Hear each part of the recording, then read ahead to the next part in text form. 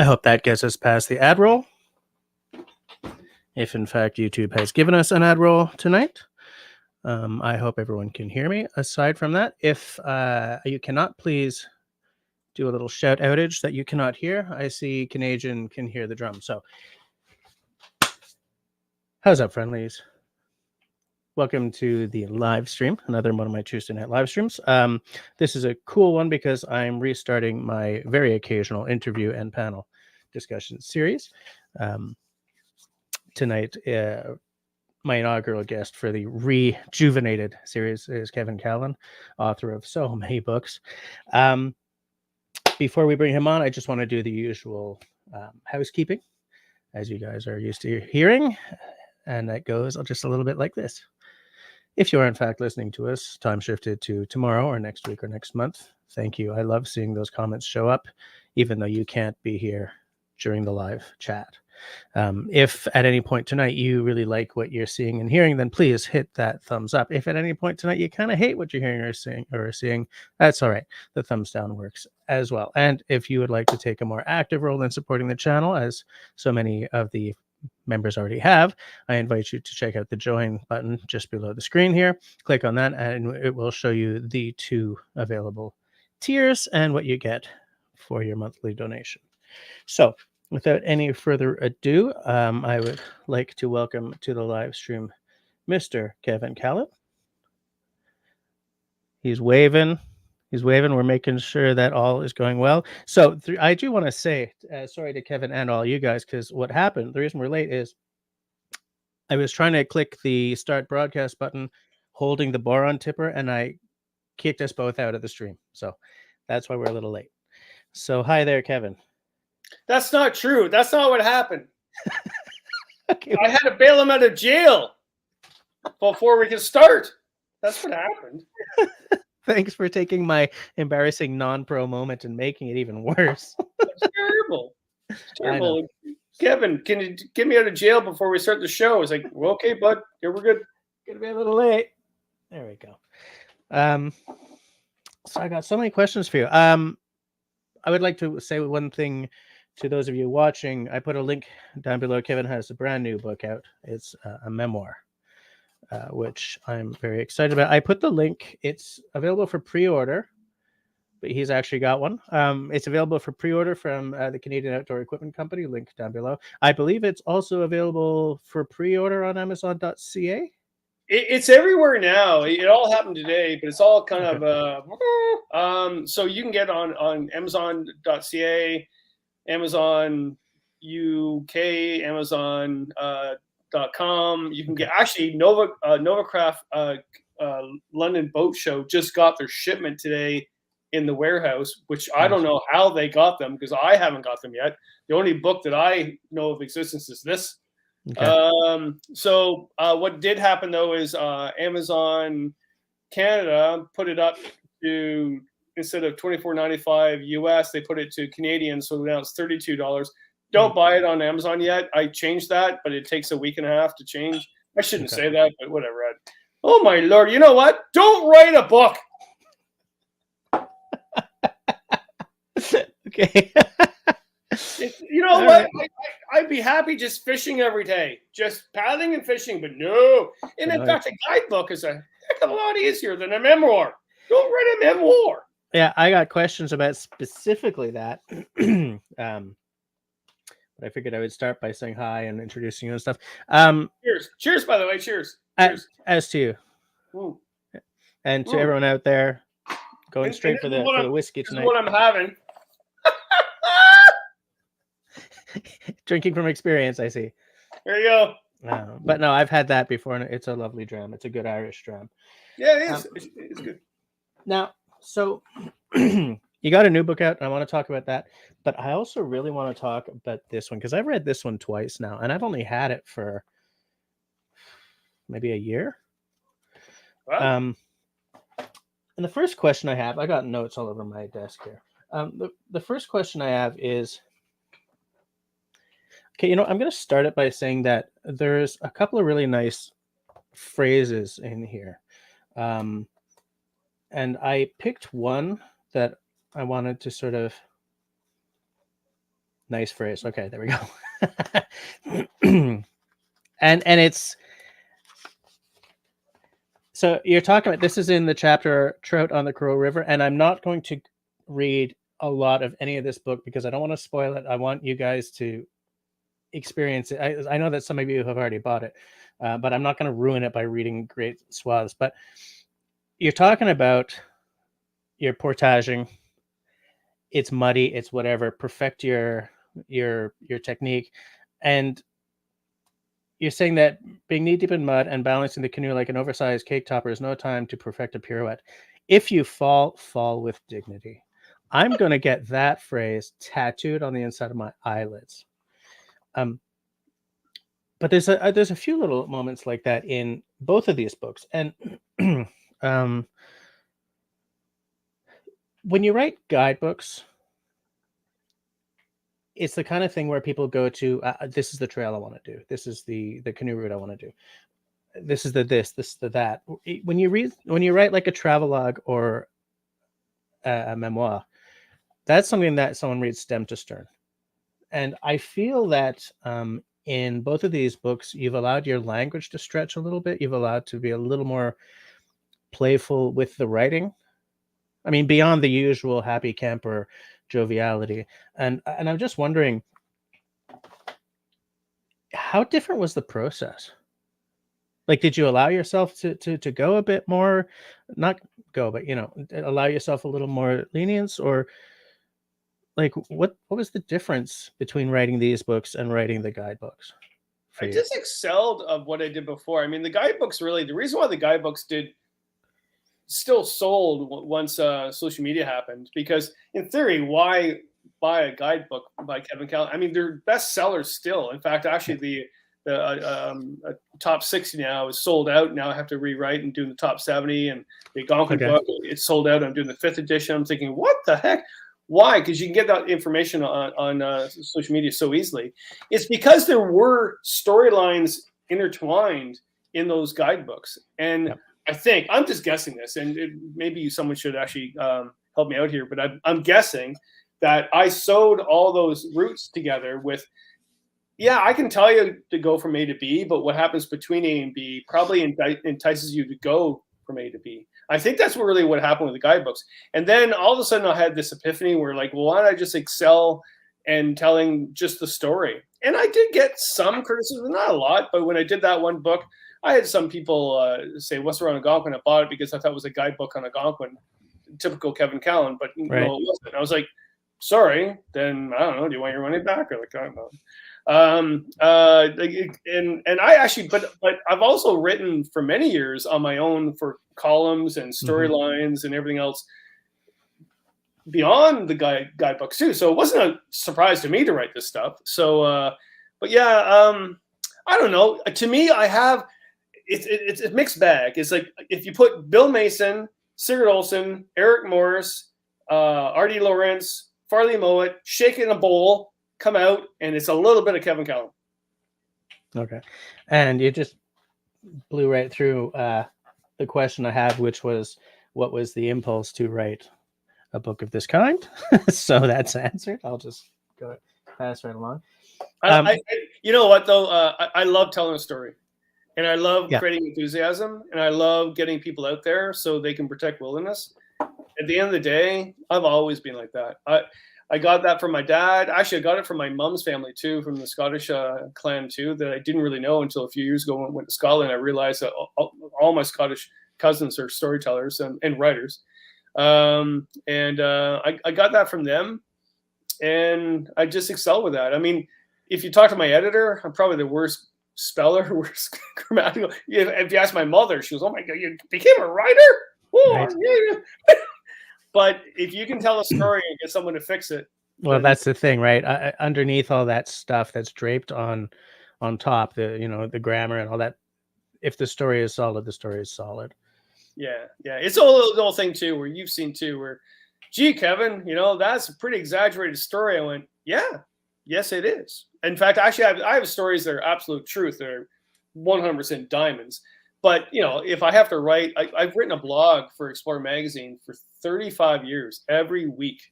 Yeah, every week. Can you imagine writing a story every week for 35 years? And so, yeah, have I exaggerated the story before? Yeah. Like, so. And do you find that writing a story a week? When I worked in magazines, lead time was 3 months from your story getting into the magazine getting out, right? But there wasn't a whole lot of leeway for being really late. And do you find that that is more stressful than writing a book, or you're just used to it after this long? It's a job. Well, it's not a job. I mean, it is a job. I mean, but to be quite honest, like, everybody wants to know about Canadian writing. I write a blog for Explorer magazine, the biggest magazine across Canada. And my blog gets a lot of readership, and I get $250 a month for writing 4 to 5 blogs a month, right? And you're like, why would you do it? Well, that's why I'm the blogger. Nobody else wanted to do it. And I've exceeded all my other jobs because I blog for Explorer magazine. But why I really do it is it gets me up to write a solid storyline every single week. It's like a songwriter. Like, of all the songs that you've actually had in your band, would you say that all of them are perfect? No. But if you waited for the perfect one to come and didn't do anything all day, you'd wait forever. Yeah. Absolutely.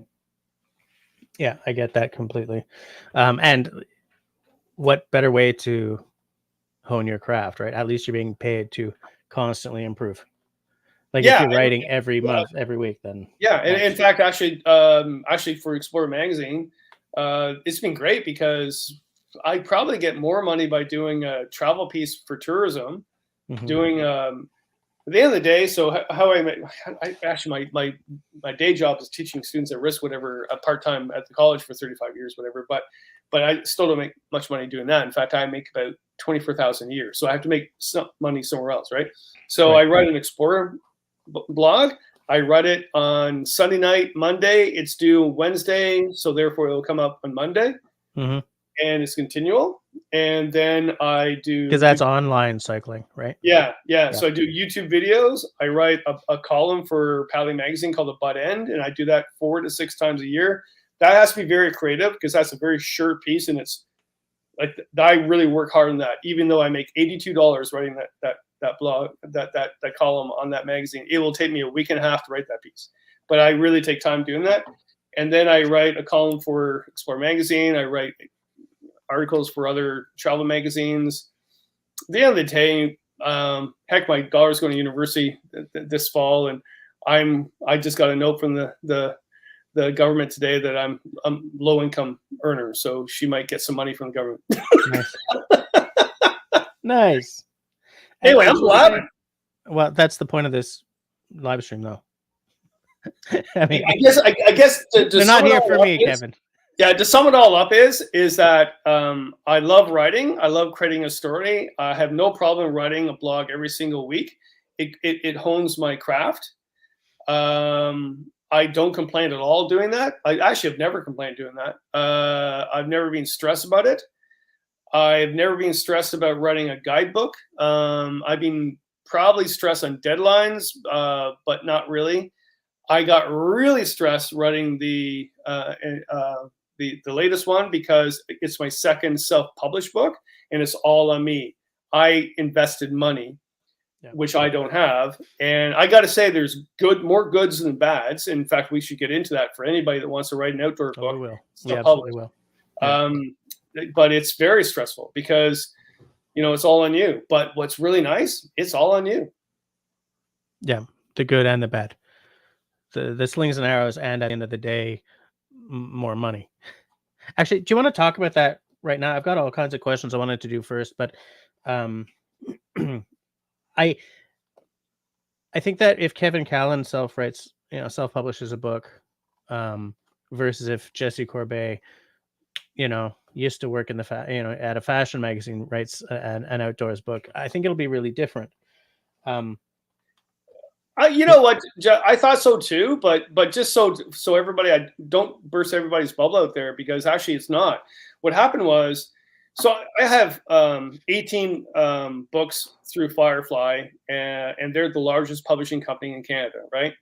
I make 8% royalty on every single book. Even though most of my books are bestsellers, I got to tell you, I might make $10,000 a year if I'm lucky, right? You can live off $10,000 a year. So, but I knew that going into it. So I'm not, oh, cry me a river, please send me money, buy me a coffee. I'm not doing all that stuff, right?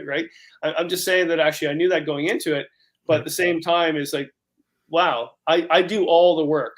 You know how many shows I do, how many TV shows, how many radio shows, how many podcasts I do to promote the books. But I did it because I wanted to, and this sounds really sappy, and I don't really care if anybody finds it sappy. You have to know me. You have to sit down and actually have a conversation, have a whiskey with me to know who I am. But I did this all to get people in the wilderness to protect wilderness. That's why I did it, right? I'll go to my grave knowing I'll make no money. And I knew that. But what's really kind of cool about that is, so here's the thing. When you publish a book in Canada, it might be different in the United States or wherever, I make 8% royalty on those books, right? So even if they're their best sellers, 8% royalty. So imagine writing a book and imagine writing top 60 canoe routes of Ontario or all those other books. And actually this summer, I just finished, I did another 11 routes to add on to that book because they're going to do a revision. So I just finished 11 more new routes and they give me an advance of $1,500, which they haven't even paid yet. That's publishing. 8%. So you're not making any money, right? But again, I knew going into it. When I do a self-published book, I start at 40% or 70% royalty. Right, because you're doing everything. Huge. That's huge. So do you have to be a Kevin Callan to do that?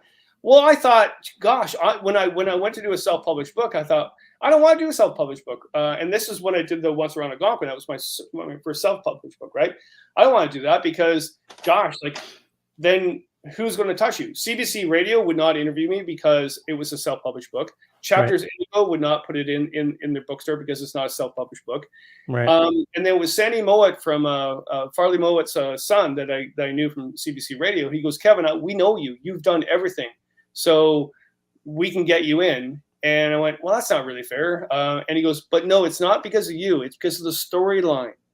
The storyline. Remember that.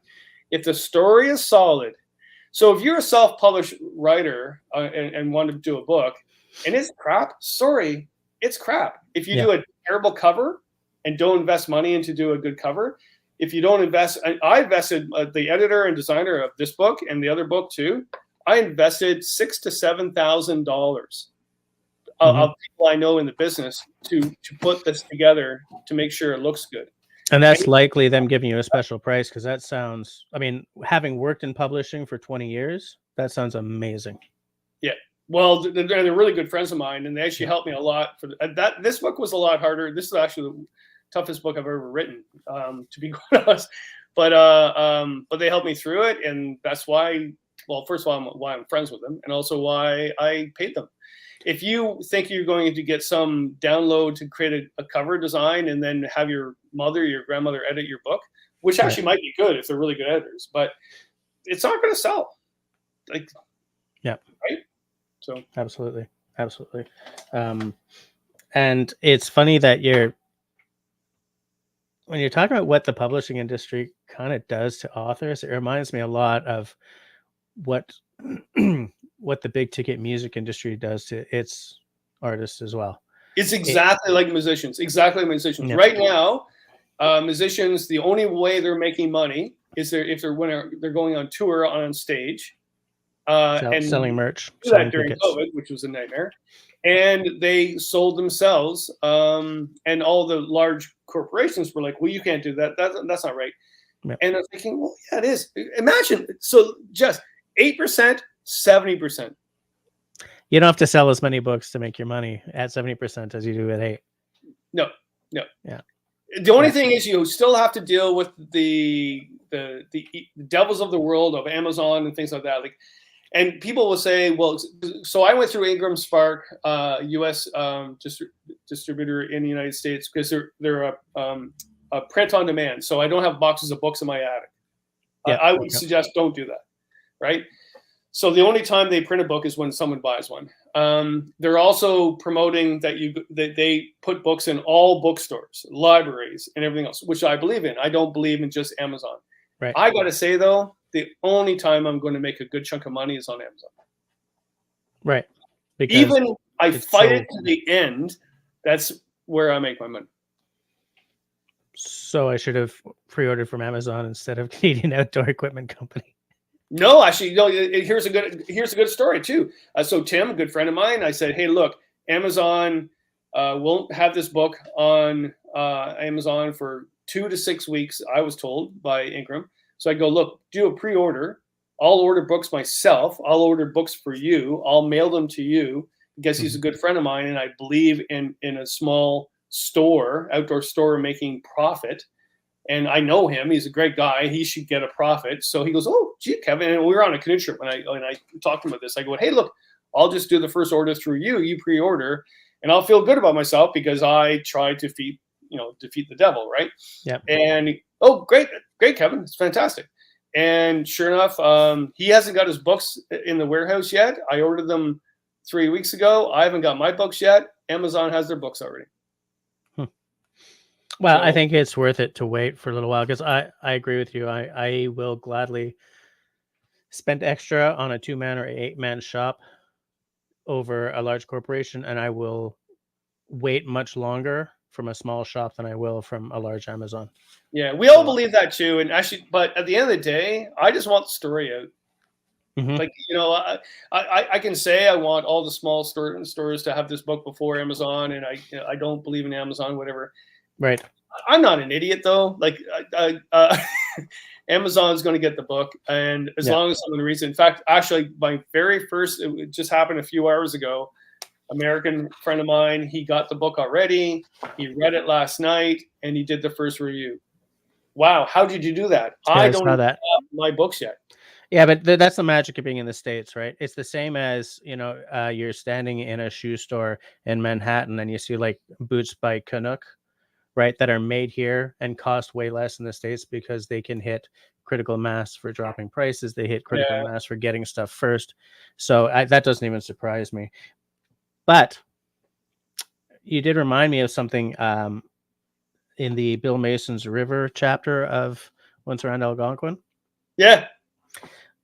It's interesting because you're a writer and you mention so many books. Like, it's clear that you've read this stuff, you've lived this, right? Because people who live this read all the stuff, read authors that sometimes no one's ever heard of, sometimes they're seminal, right?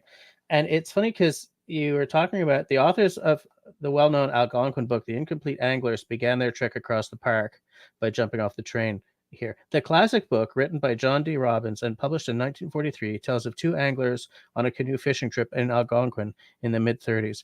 Do you ever get a sense that at some point someone's going to write a book and talk about how, in 21st century author Kevin Callan wrote Once Around Algonquin about a trip with him and his friend? Does that kind of stuff ever pop in through the transom into your mind? Do you ever think of stuff like that?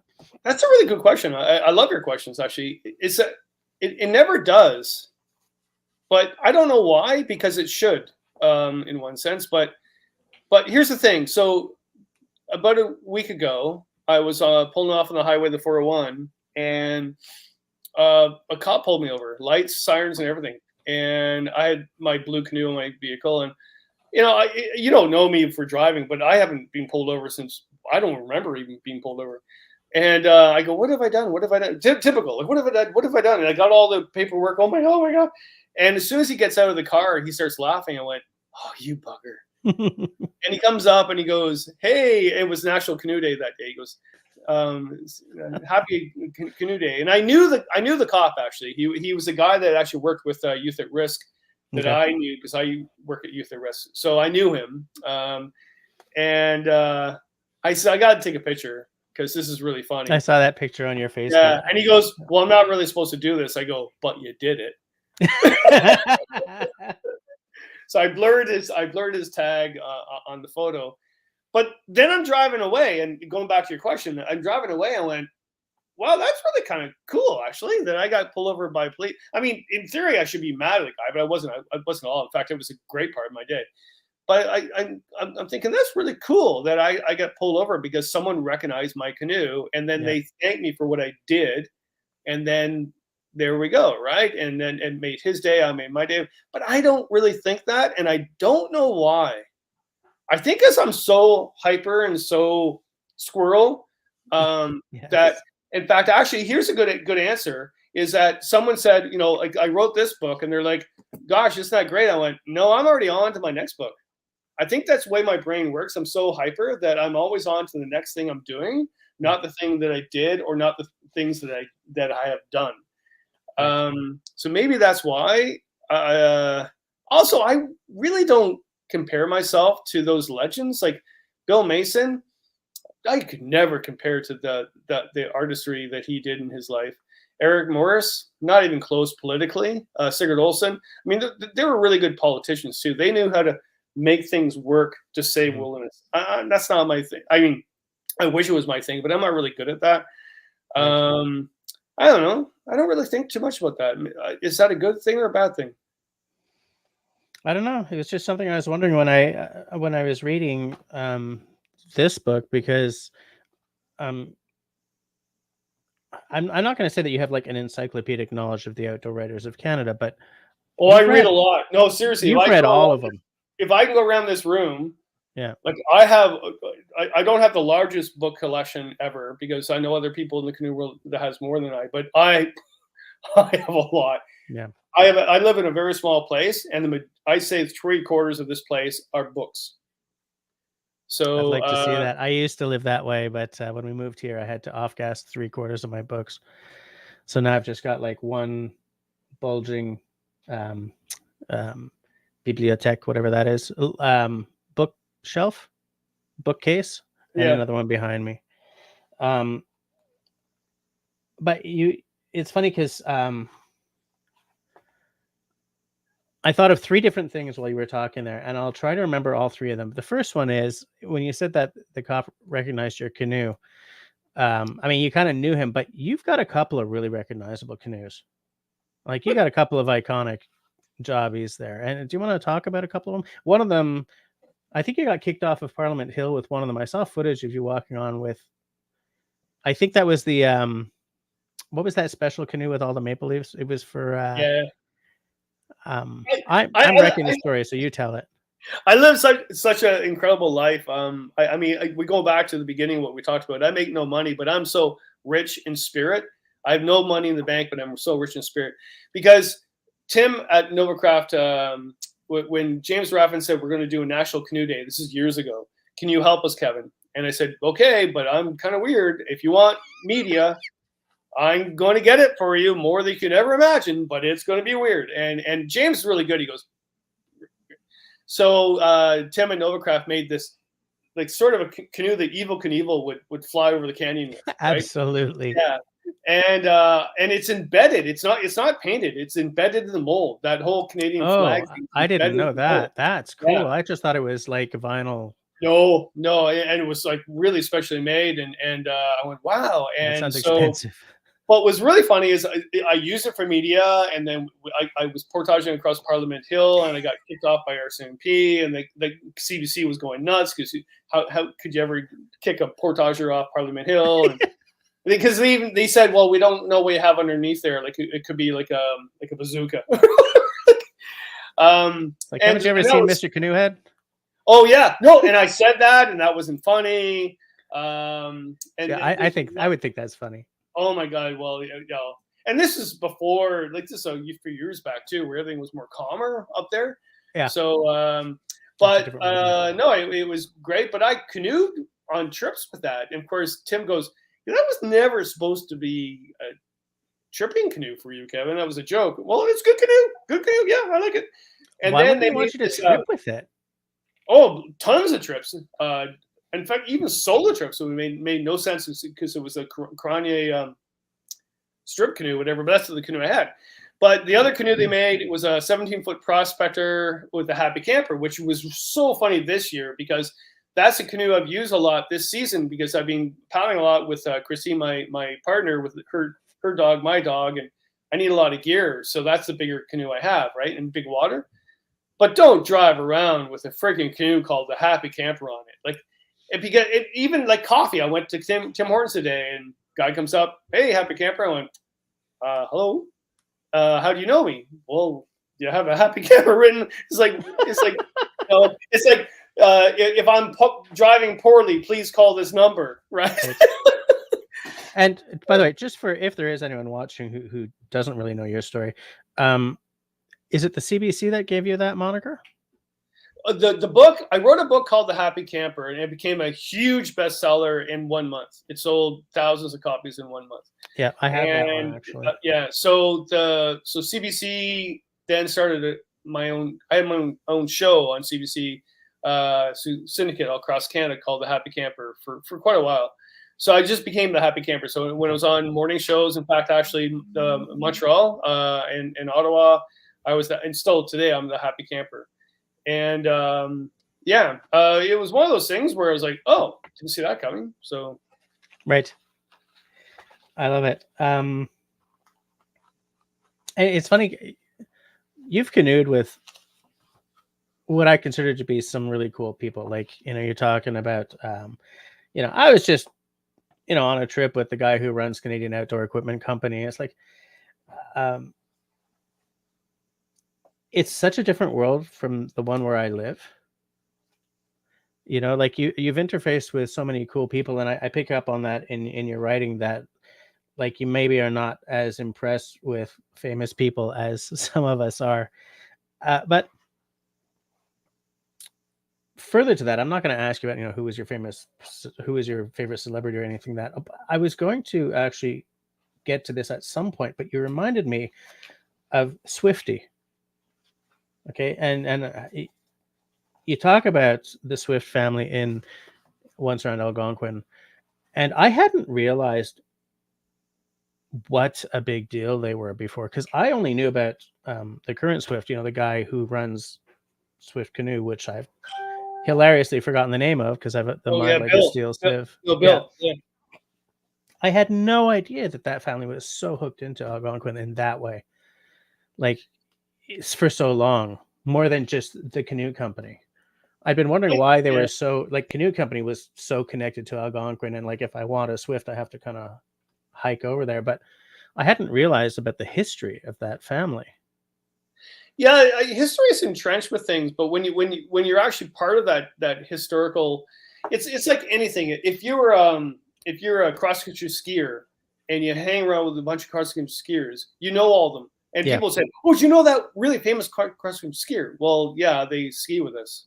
It's not a big deal, right? I mean, It is a big deal. Like Becky Mason, Paul Mason, Alex Raw. Like I can go on and on about all the famous people I know, but how I know them is all the shows. We're friends. It's almost like going on tour, like with Styx and Loverboy and all those people. Like they were all friends of yours because you're on tour with them. Yeah, I get it. It's not a big deal. Mm-hmm. We all love each other. I love that about the canoe world. To be quite honest, we're all actually really, really connected. There's nobody that actually hates anybody out there. It's really kind of neat. I remember when Kirk Whipper died, we all went to his funeral, and then I had them all back at my place because it was near my house, and I had like Hat Wilson, Becky, like everybody you can ever mention in the canoe world living in my house that night. And I had to work the next morning, and they didn't. And Reed, that Becky's husband, drew a friggin' magic marker mustache on my face. So I went to work. I had this marker I couldn't get off, and it's fuckers. And it was all good. But at the same time, I also I have those people that just my jaw drops. Well, Ian Tamlin, when I did a whiskey chat with him, he's a singer musician in Quebec. And I was really nervous when I did the whiskey chat with him because to me, he's a legend. Like to a lot of people, who the heck who is he? But 5 minutes into it, no, I'm good. But I got to tell you, and you guys would just love this story. I was in the UK in England. I was having dinner with some family, and all of a sudden, the guy beside me is Mark, and he's the guy that did the whole Monty Python. He wrote for Monty Python. He goes, "Oh, nice." He did the lumberjack. I'm a lumberjack, and I'm okay. Right. He did that, and I went, "What?" And he goes, yeah, I'm a huge fan of yours, Kevin. I love your writing. And I'm in England, right? And I went, what? And he talks to me about the parrot, the dying parrot, and all these other skits. I was like, I can't believe I'm sitting beside that. To me was boom. Like I was just, and he was a normal guy that just really, in fact, really intrigued, but he was more interested in hearing my stories about my far northern trips, cooking moose nose and bear tongue, whatever, over the fire with the Cree and stuff than his stories. But you just reminded me of something. And I want this to be as little of my voice as possible, but you did remind me of an anecdote. I was interviewing a photographer for a small newspaper in Alberta. Bugger me, I can't remember his name. I'm 50 now, right? So it's all just sort of, but he had photographed the Stones for a couple of their album covers, and he'd photographed like a lot of that era photography. He was like iconic photos. It was him. Jeez, what was his name? Anyways, doesn't matter.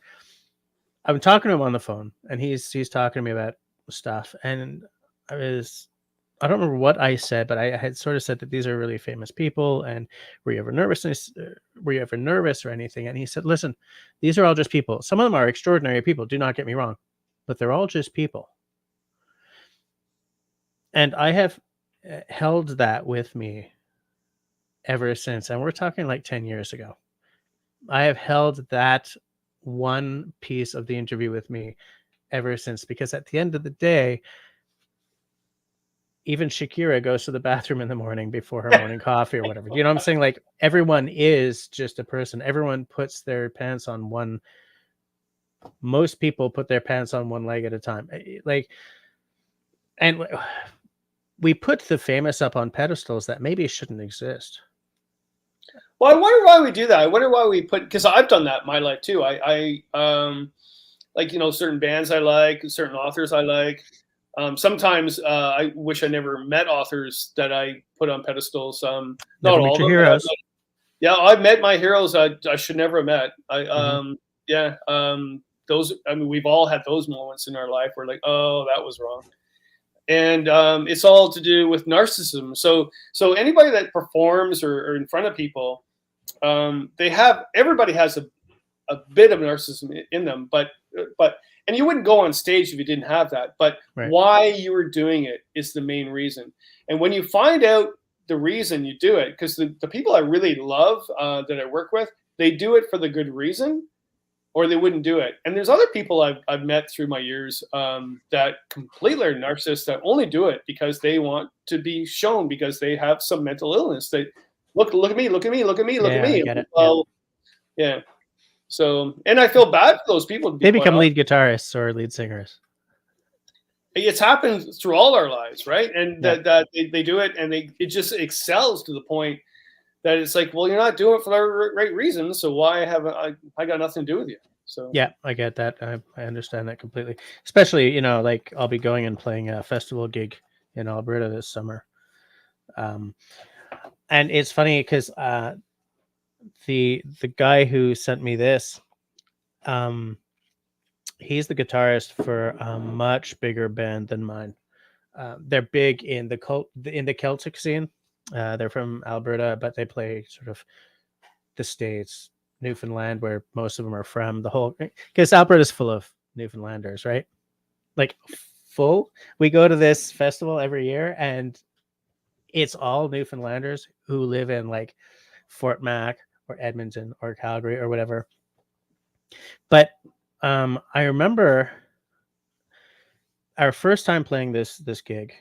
I'm standing there on the balcony of this little crappy. That's not a crappy. It was a kind of rundown motel. New owners of the place now. It's a large outdoor venue and stuff. And this woman comes walking towards me. On her way past, and I'm on the phone and I'm trying to talk to my kids, and there's no signal, and she's like, having a hard time with talking to your kids there. I was like, yeah, I miss mine too. And we started chatting, and she said, oh, by the way, I'm with the Darina Harvey band. I said, well, I'm pleased to meet you. I'm with Squid Jigger. But she was Darina Harvey. but she introduced herself as with the Dorina Harvey band. And I just thought that was so cool, because that wasn't a narcissistic moment. That was her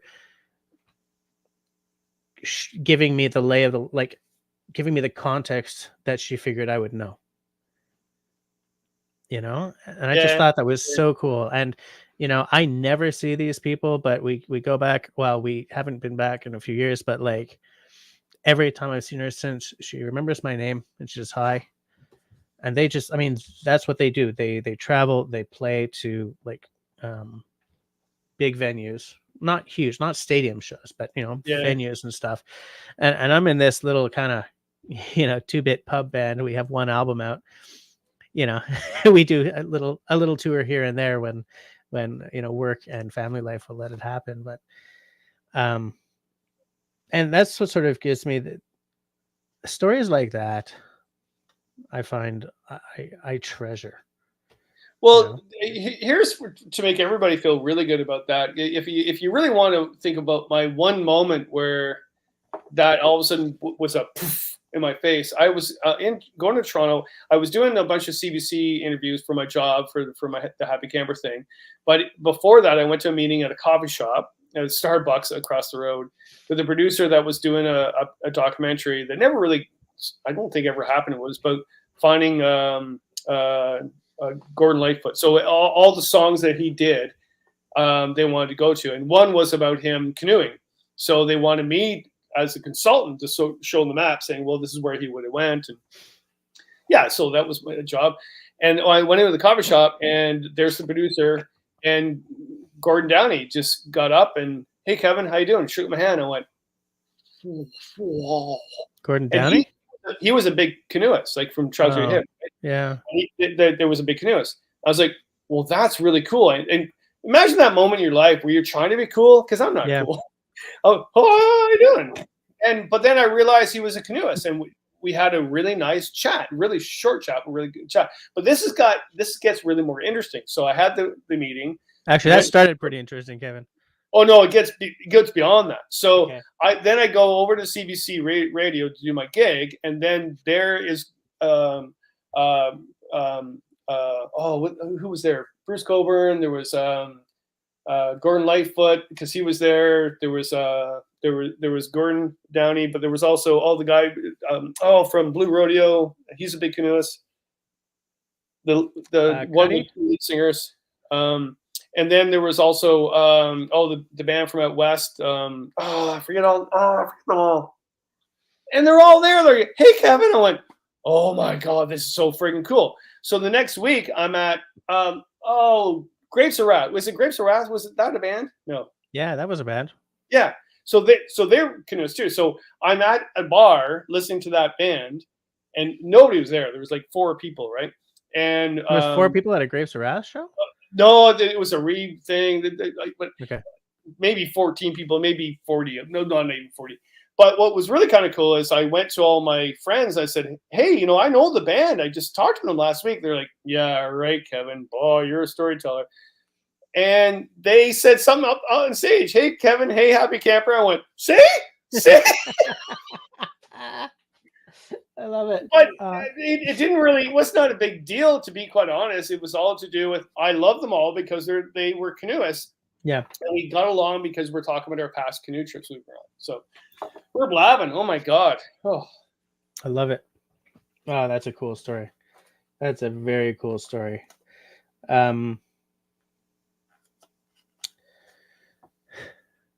You reminded me of some stories that I have, but it's not a show about Jesse, for God's sakes. What I wanted to ask you about was, you've mentioned a couple of times that you've worked with sort of at-risk youth. Do they still call them at-risk youth? Or am I like... we don't. No. And they don't associate with that. But that's what we still call them, even though we're not supposed to call them that, whatever. But yeah. Okay. Because something I picked up reading your actual memoir. Like, I've read this twice. I've read the memoir 90% of once. But you've done a lot of different things. But one thing I've noticed throughout the whole thing is there has been some singular vision, or maybe I'm giving it more weight than needs to be there, but the outdoors has always been there for you, right? And it sort of goes through, like, you're animating at that place with the big pool, whatever that place was called. Remember when you and Oh, I don't want to say anything. I'm trying not to give any like exact stuff, because I want people to buy the book and discover it no, for that's a themselves. great story. Dangerous Dan is when I got let go from the government. I got let go from the government because I dressed up as Dangerous Dan instead of having my clip-on tie. You know exactly where I'm going with this.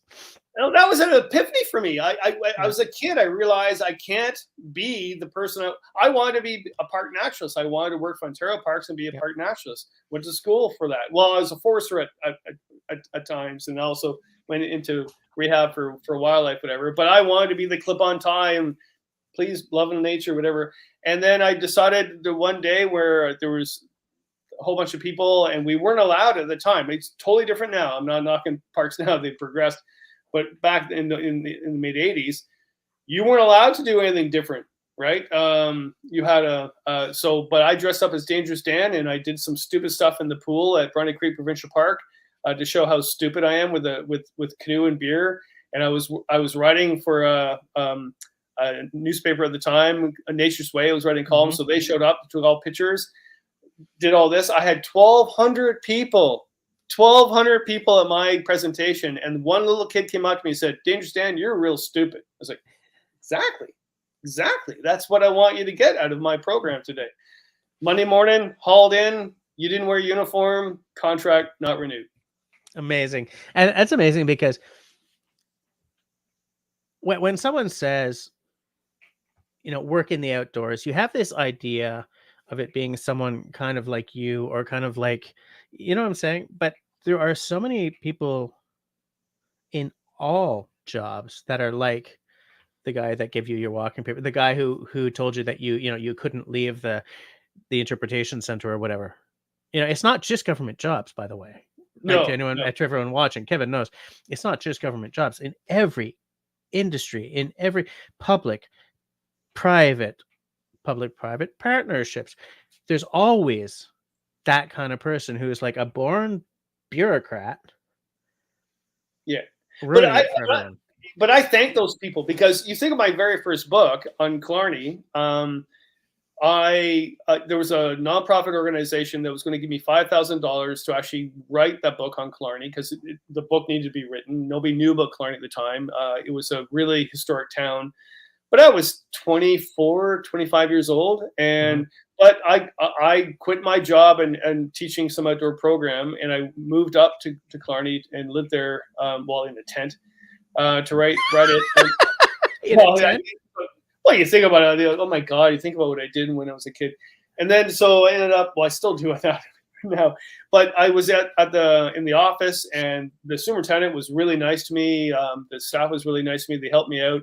But that organization was in that room that day, and this woman said, "Yeah, we're not going to give that $5,000 to that young kid, because we can't ever imagine him ever writing this book." Even though I had a publisher at the time, it wasn't a self-published idea. I had a publisher at the time that believed in me and actually continued on in my career. John Dennison from Boston Mills Press. He published all my new books because he believed in me. And they got bought out by by Stoddard, which went bankrupt, and then Firefly, and then he retired. And so it's small publishing got taken over by large publishing, which is a totally different world now. Which is really kind of neat, because this book here, the designer and the editor are from the old days of Boss Mills that I hired for this. So life does that. It does that. I'm blabbing. So what was really kind of cool is that this woman said, "Well, we're not going to give this young kid money. We can't ever match that," even though they promised me that. And I had quit my job to move up there. And they didn't know I was in the room. And I got up, and the superintendent looked at me, because he goes, "Oh, this is not going to go well." And I said, "Thank you. You have a really good point. Actually, you're completely 100% accurate that I would actually be very worried about that. But you did offer me money to be here. And you know what? I will never, ever take money from anybody from any book I do.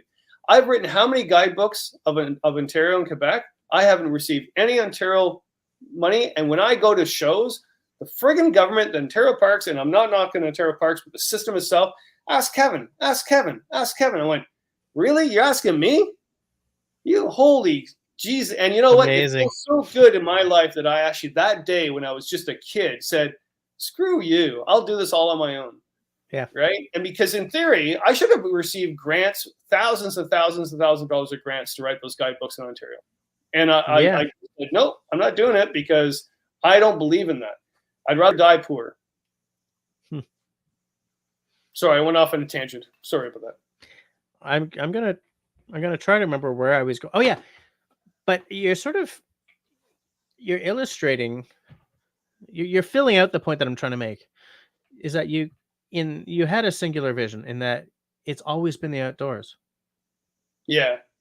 Yeah, well, and that's not the way it is for most people. For most people, they bounce from McDonald's to Starbucks to working in a bar, or like in my case, I spent five summers doing carpentry out in BC, and like people bounce around, and then they sort of end up in a marketing department somewhere, or tech writing or whatever, and like the trail that you've left through your life in the it's funny, I keep looking for the memoir, but it's on here. Yeah, so I give you the e-proof. Yeah. the trail, it's always been the outdoors. Yeah, like, and it should be. I mean, destiny, right? It was my saving grace. I think it is for a lot of people. I think it is for a lot more people than they think, actually, but especially now. But I was a high anxiety kid when I'm still high anxiety, but I'm talking major stuttering problem, preteen, like every third word, blah, blah, blah, blah. Never talked to anybody. I was a high action anxiety person, meaning that you're the iceberg that nobody saw. So everybody thought, hey, look, he looks like he's doing well, not doing well at all. Right. And that's like you're telling my story here, Kevin. Yeah. Well, I think I'm telling that story for a lot of people. Yeah. And what happened was I went into nature to calm myself for various things. Yeah. For everything that happened to me in high anxiety world, I went into nature. In fact, I think that one of the best stories I wrote in the book, and scouts are going to hate this, but it's a really good story. I just could not tell the story, right? I've helped out scouts for years. I love scouts. I've done everything for them. But if they really knew, and they'll know the true story when I write this, when they read this story, my dad was always concerned about me because I was not this. Oh, I know what you're meant to tell. Yeah. So he goes, you got to go and be a scout. So I went through Cubs, which was uncomfortable. But then when scouts happened, so he would drop me off on Sunday at the church. And when he left, I never went to the meeting. I would leave the church. I went down to the trout stream. In fact, if you go down to the town of Milton now, the stream's still there. It's not really a trout stream anymore, but the stream's still behind the church.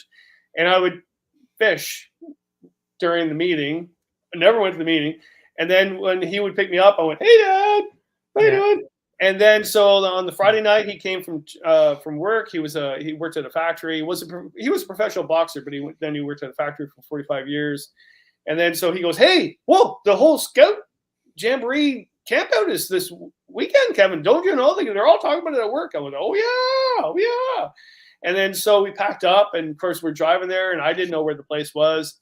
And then we're looking for the place, and then Dad, I got to tell you, like, I've never been to Scouts, like, and he loved him to bits. He didn't say much of anything. He goes, "Well, just go fishing more then." Yeah, went, amazing. Okay.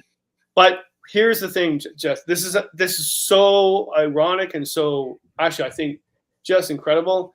Just 4 years ago, I was on a speaking tour, and when I go on tour, I'm everywhere, right? And it's like I'm everywhere every day for the first 3 months of the spring, and I'm doing this Scout leadership conference on one morning. I went, "Yeah, got that."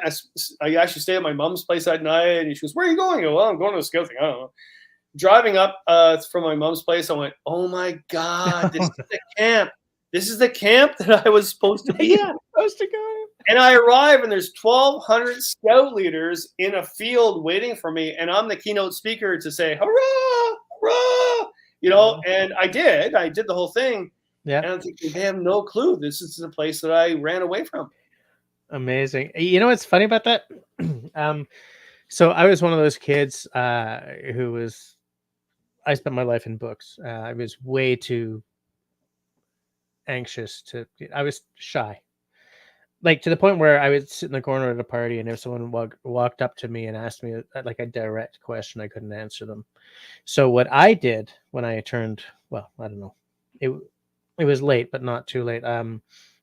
I figured that I needed that beaten out of me, so I joined the Royal Canadian Air Cadets because I figured that would kick it right out of me.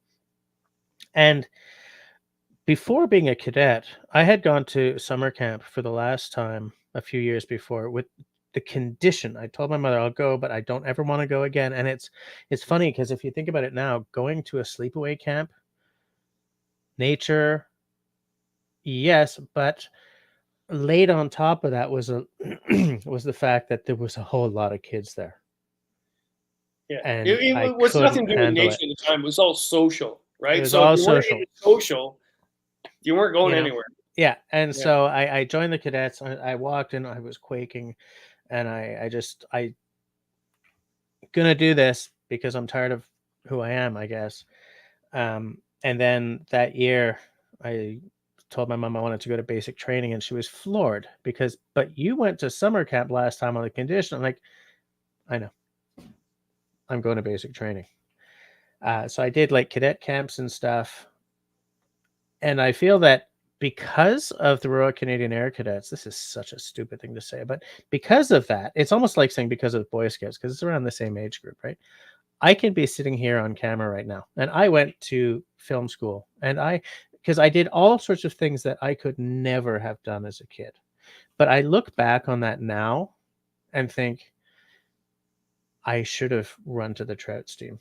I should have hit the field. I should have, but I grew up a very urban life. I grew up a very urban life, and it was only when I was around 14 or 15, a total self-indulged, stupid teenager. And I was camping with my dad and my sister out in BC at Manning Park. And we were in a subalpine meadow, and there was a park, not a park warden, but a BC Parks employee giving us a tour of the subalpine meadows. I don't remember what she looked like. I remember the beige uniform. I remember she had what I thought was a really sexy voice. She was probably like 24. I was probably around 15, 16, right? And she's saying things, and oh, that's a gray jay, and I'd never even heard of a gray jay before. Describing stuff, but I was one of those self-absorbed kids, right? Typical stupid teenager. And I do remember, and people who've like my OG viewers will remember this story from way back, but I remember I'm standing at the top of this subalpine meadow, and I just clicked out of myself from it. Just like clicked out of myself. And I looked up, and blue sky, big billowy clouds all the way to the horizon. Like all the way. And I looked down, and there's like mountains all the way to the horizon. And you know how they go kind of blue in the distance, the Rockies, right? Big freaking Rockies. And they just sort of, until like when you go far enough away, they're almost like just the ghost of mountains because of the way they sort of fade. And I looked down at the bottom of this bowl valley, and there's this huge herd of some kind of ungulate. And they're so far down that they just look like an ink stain following the contours of the valley below. And who I am today, it didn't click. Like it wasn't that boom and suddenly I am who I am today, but I recognize that the gear started turning, and I started smelling the woods more. I started paying more attention. For the rest of that camping trip, I actually looked at the trees instead of just being like, I'm in the woods. I was like, I'm in the woods. And it was just a tiny change, but it just kept building on itself. But I didn't get sort of I didn't spend my whole life at the trout stream the way some people did who do this canoeing and this stuff. I feel that I come to it very, very late, and that I have lost a lot of time.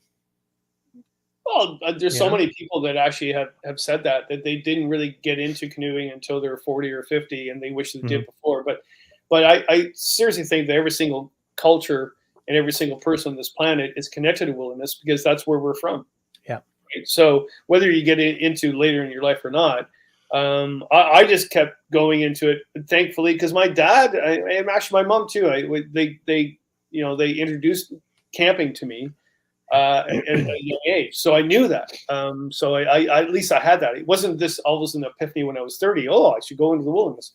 But the cool thing about that though is if you think about it, I was looking at my journals when I'm writing this book. Was my really old journal, 1980. It was 1984 and 1985.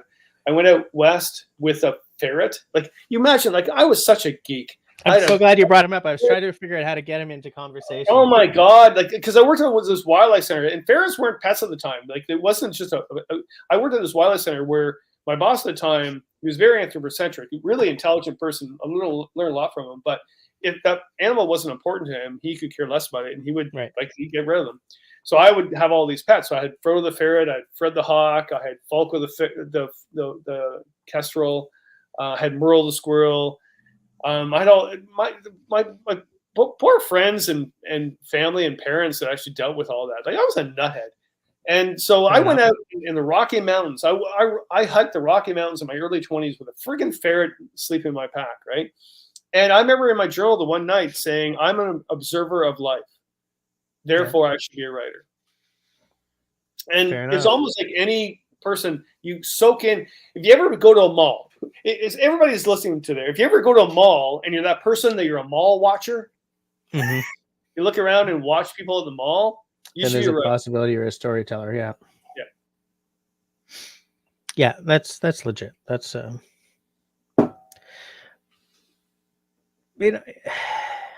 you're so full of stories. I wonder what's the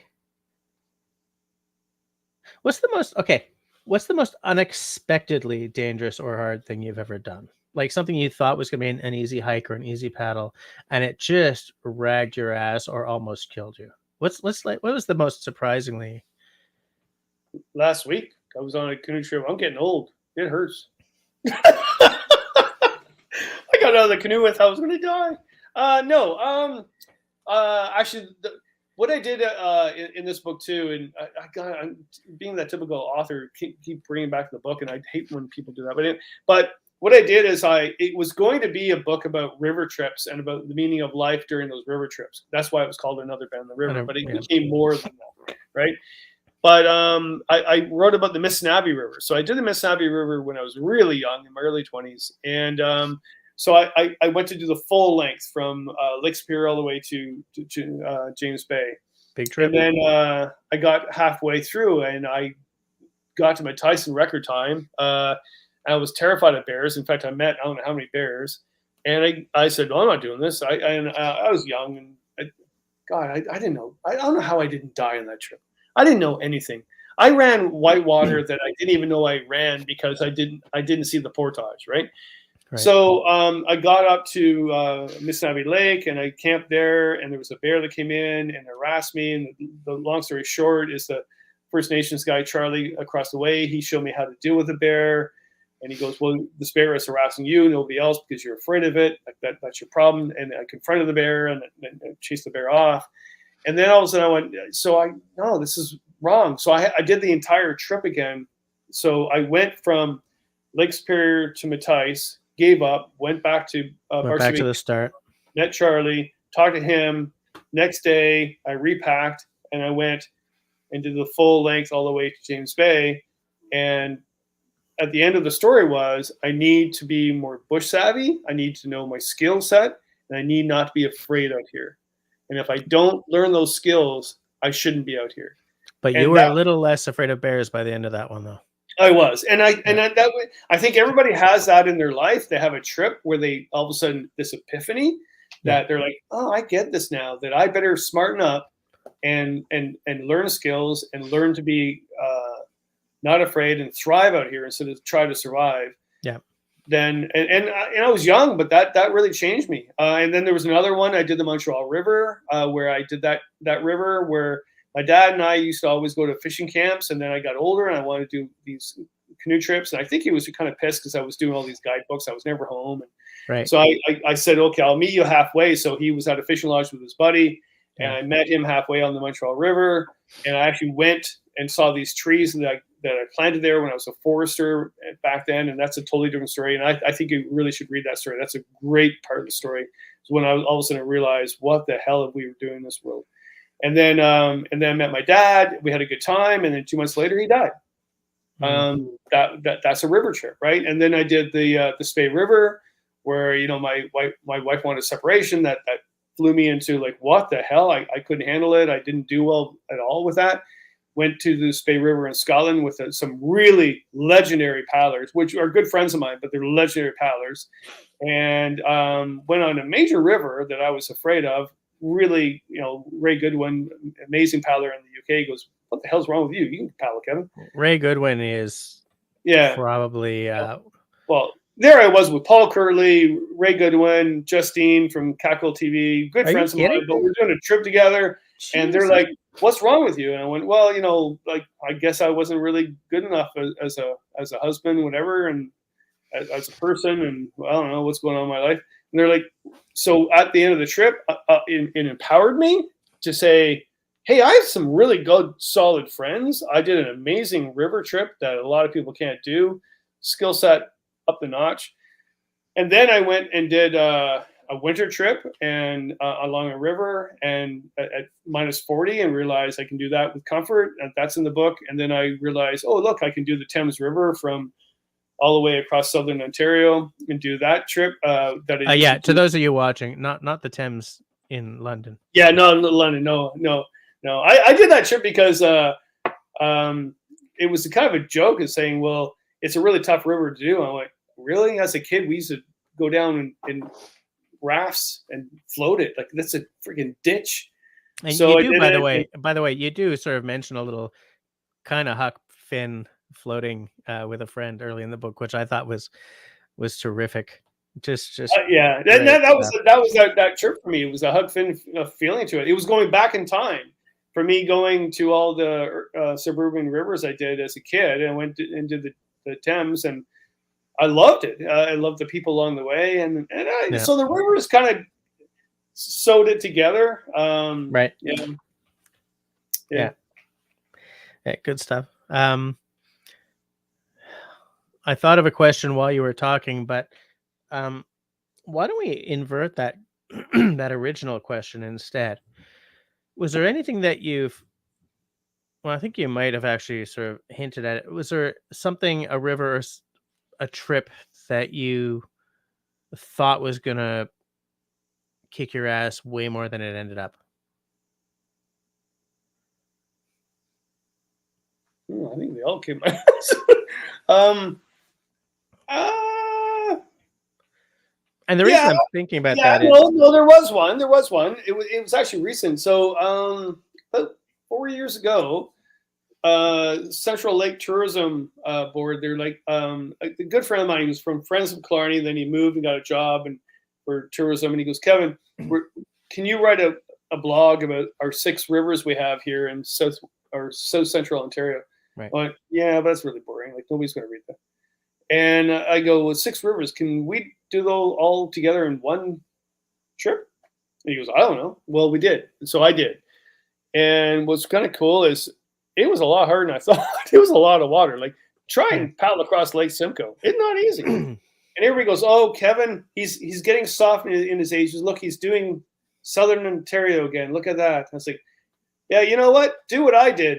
Yeah. And tell me I'm soft. Oh my God. I had people meet me on the trip and saying, oh, you softy, you're doing, you're doing the Black River, you're going down the Trent Severn, you're going across Georgian Bay, going up this.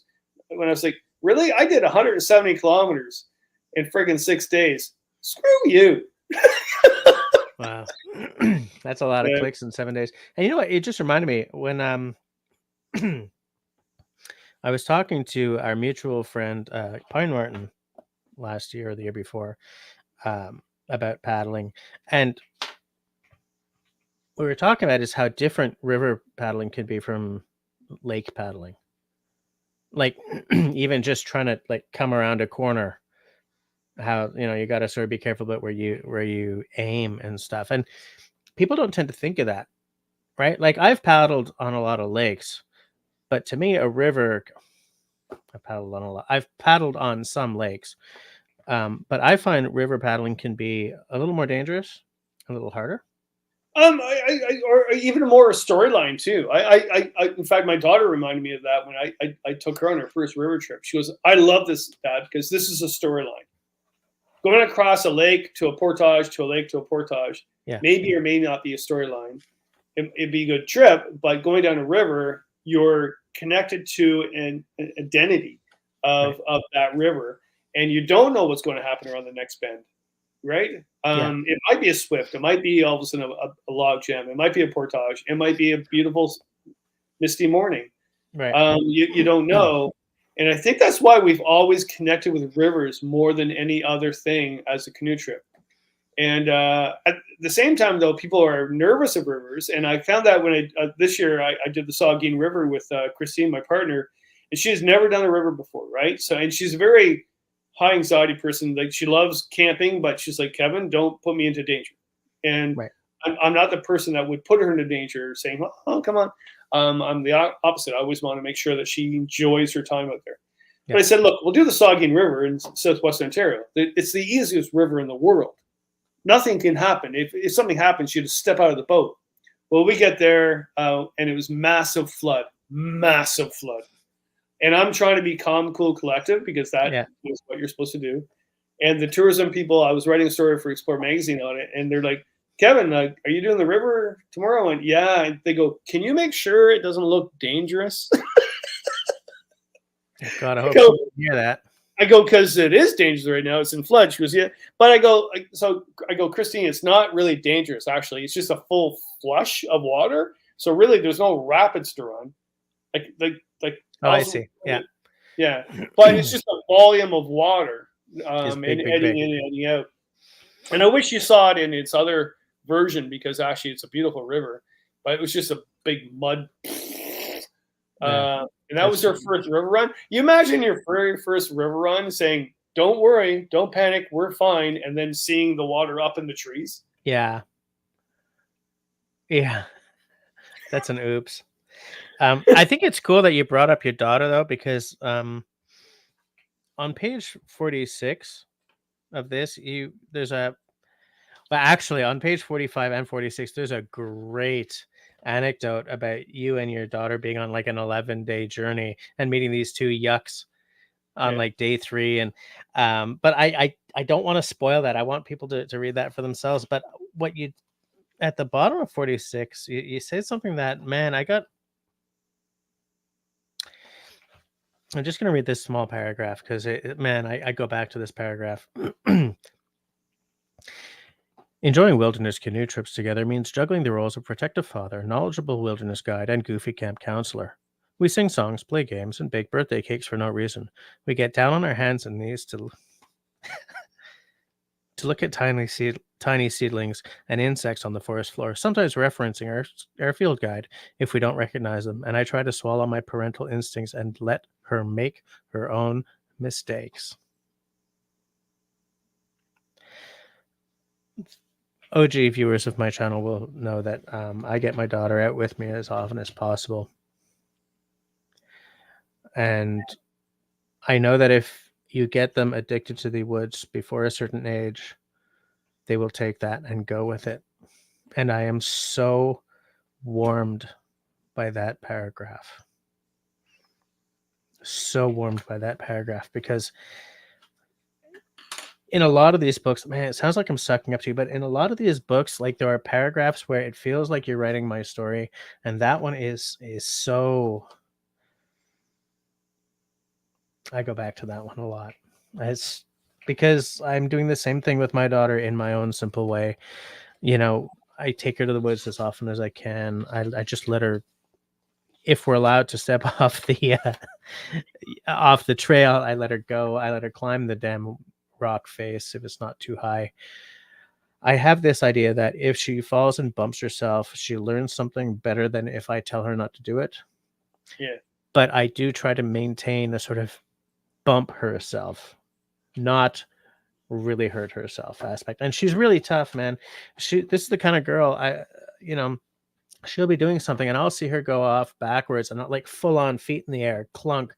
And then I'll just sort of see this little hand. I'm okay. I mean, she's very emotionally fragile, but very physically tough, I think we always have to go back to our times when we were young. And I think every camper out there, especially your crowd, would get this for sure, is when you were watching the anthill for hours and it meant nothing except that's what you were doing. Yep. And we don't do that anymore. And we need our youth of today to remind us to sit on the portage and watch the anthill instead of saying, we got to go, we got to go, we got to go. Yeah. So my daughter's done that, helped me a lot through my life doing that, to remind me of my youth of when I did that. Mm-hmm. Because really, there was a career at the time where I was out every summer writing guidebooks. Go, go, go. Like, put them out, right? Absolutely. She was with me, or she never see me, right? So she was with me all the time to go on the trips, and was great. Created great storylines, but all of a sudden she would stop. And I do remember those moments where, like, high anxiety, gotta go. And I'd watch her and I went, no, that's me. Look at that, the mirror image of me. Yeah. And just sit and chill. And when she saw those, and you really got to, for your audience, you need to know this story. It was a really great story. You guys would love the story. You imagine a kid that's 8 years old or 9 years old, whatever, and she had been out on a lot of trips, but we went right across Algonquin. And we were doing actually a media thing for CBC Radio too. So and that's a different thing for the poor kid. She's like, oh, Dad's on the radio again. Oh, Dad's going to do this. Dad's going to do that, right? And she grew up with that. Now, like, in fact, I was with her today, and someone said to say, oh, hi, happy camera. She said, oh, yeah, this is just my dad. Oh, my God. And that sort of thing. But what was really kind of cool is when we're going across, and two things happened. One was, it was day 8 of day 12. But at day 8, nobody really knows what day 8 is, right? On a solid trip.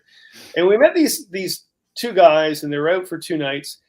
And they were dressed as what we would call bushcrafters, but to me, they're not bushcrafters. They're just two guys on a mission. They were in full fatigue, but they weren't. Such a good story. And they had like the Bowie knife all the way down to the leg, right? And they're out to survive in the wilderness. And there's my daughter with a tie-dye T-shirt, cut-off shorts. She's on day 8 and day 12, going across Algonquin Park. She's 8 years old, and they're like, hey, little girl. And that little girl, I remember that little girl twicked her. Like, she's like, oh, girl, like, what the hell? And I just watched with the canoe in my head, right? And you know how patient I am to actually watch this with a canoe in my head. I was like, this is going to be interesting.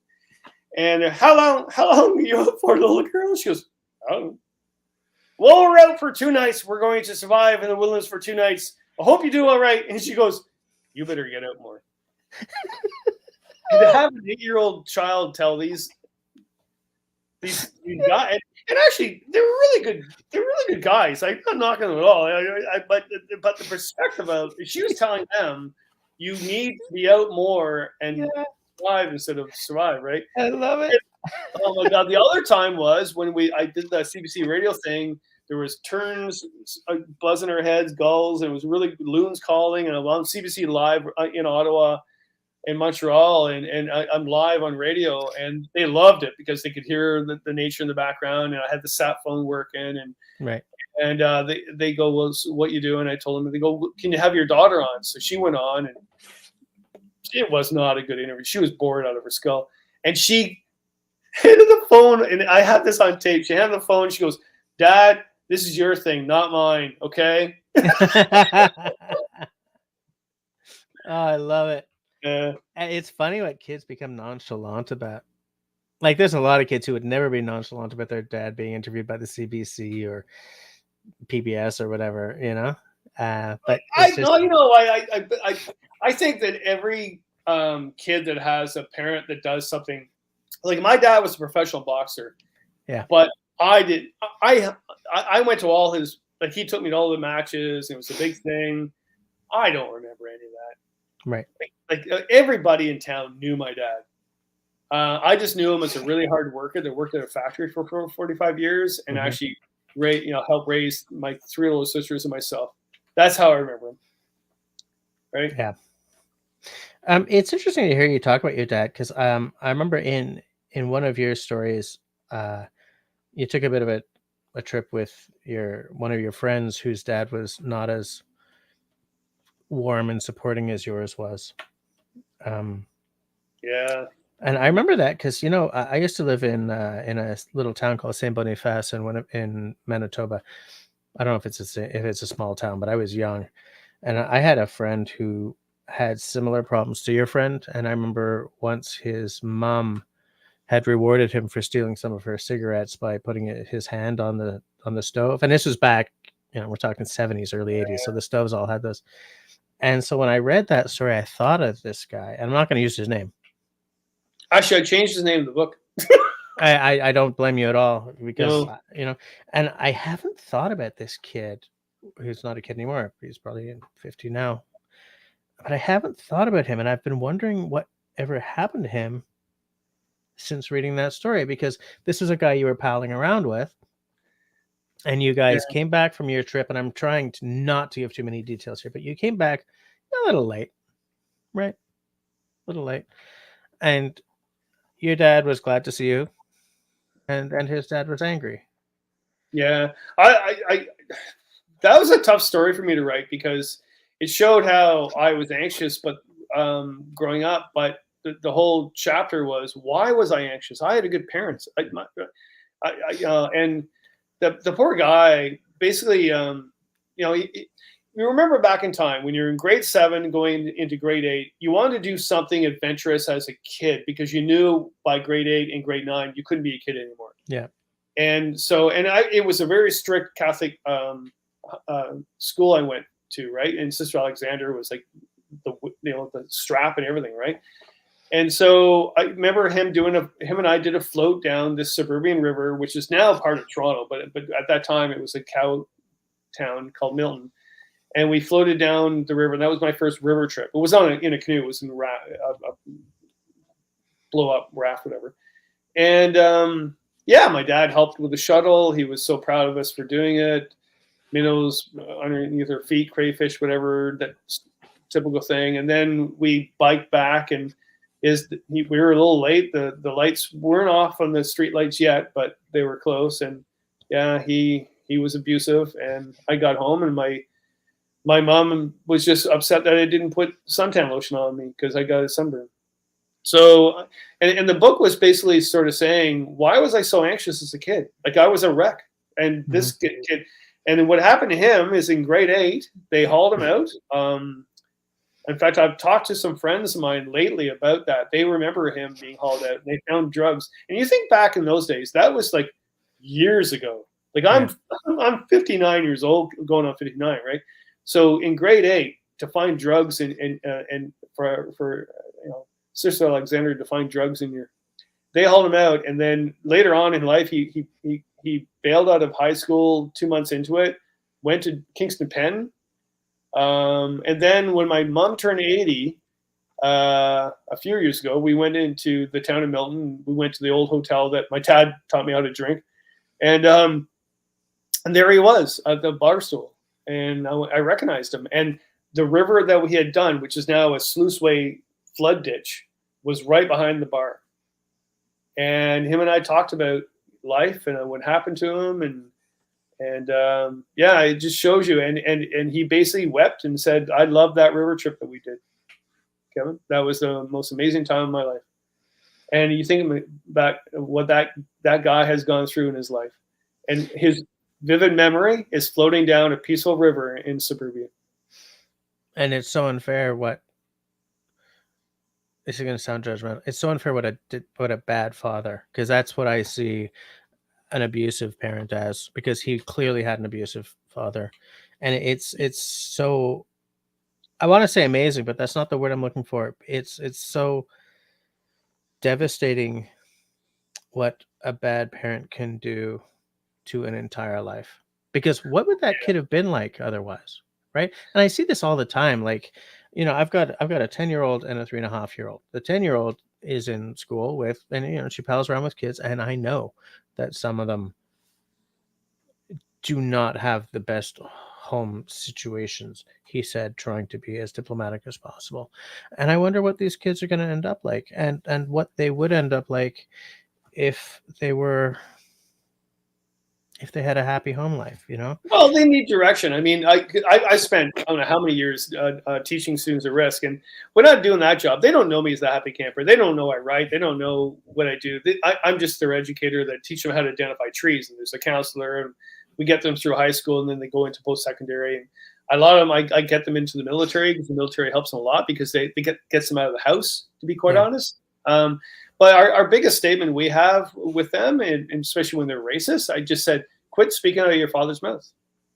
And you can't hate them for what their parents did. You have to give them direction, right? And not in a like sort of like oh holy thou direction. You just have to give them direction. And I got to say, the most lovely story ever. I went to my daughter's graduation. So she's, going to be 18. She's graduating high school. So I went to graduation. 4.5 friggin' hours. So how many awards do they have to give out? Oh my God. Too many. And the answer is too many. Oh, it's brutal. But then Matt was one of my students at risk, or again, we don't call him that, but whatever. But Matt, good guy. But he couldn't deal with the regular high school protocol. But he ended up graduating my class at 98%. This is a kid that actually was not going to finish high school. He was averaging 25%. And so, but what's really kind of nice is that I went to the graduation, and all of a sudden Matt's there, shook hands with him, sweaty palm Matt, whatever. Hey, Kevin, how you doing? Right. I mean, you won the award. You won an award, Matt. And he goes, yeah. Didn't see that coming. Yeah. And so all of a sudden his parents were there, and they looked at me, and Matt goes, well, this is the guy that taught me. Of course, well, who? And it was kind of negativity, like, they probably hated teachers for good reason. Teachers are hated. And then so he's the guy that taught me how to identify trees. That father looked at me, he goes, you saved my kid's life. That kid would never have finished school if he did not go into your class. I went, I just told him how to identify a tree. And oh man, and it was what it was. Well, that father said, he goes, because he was bored out of his mind going to school. Yeah. And he was super intelligent, to be quite honest, on the autistic stage, whatever.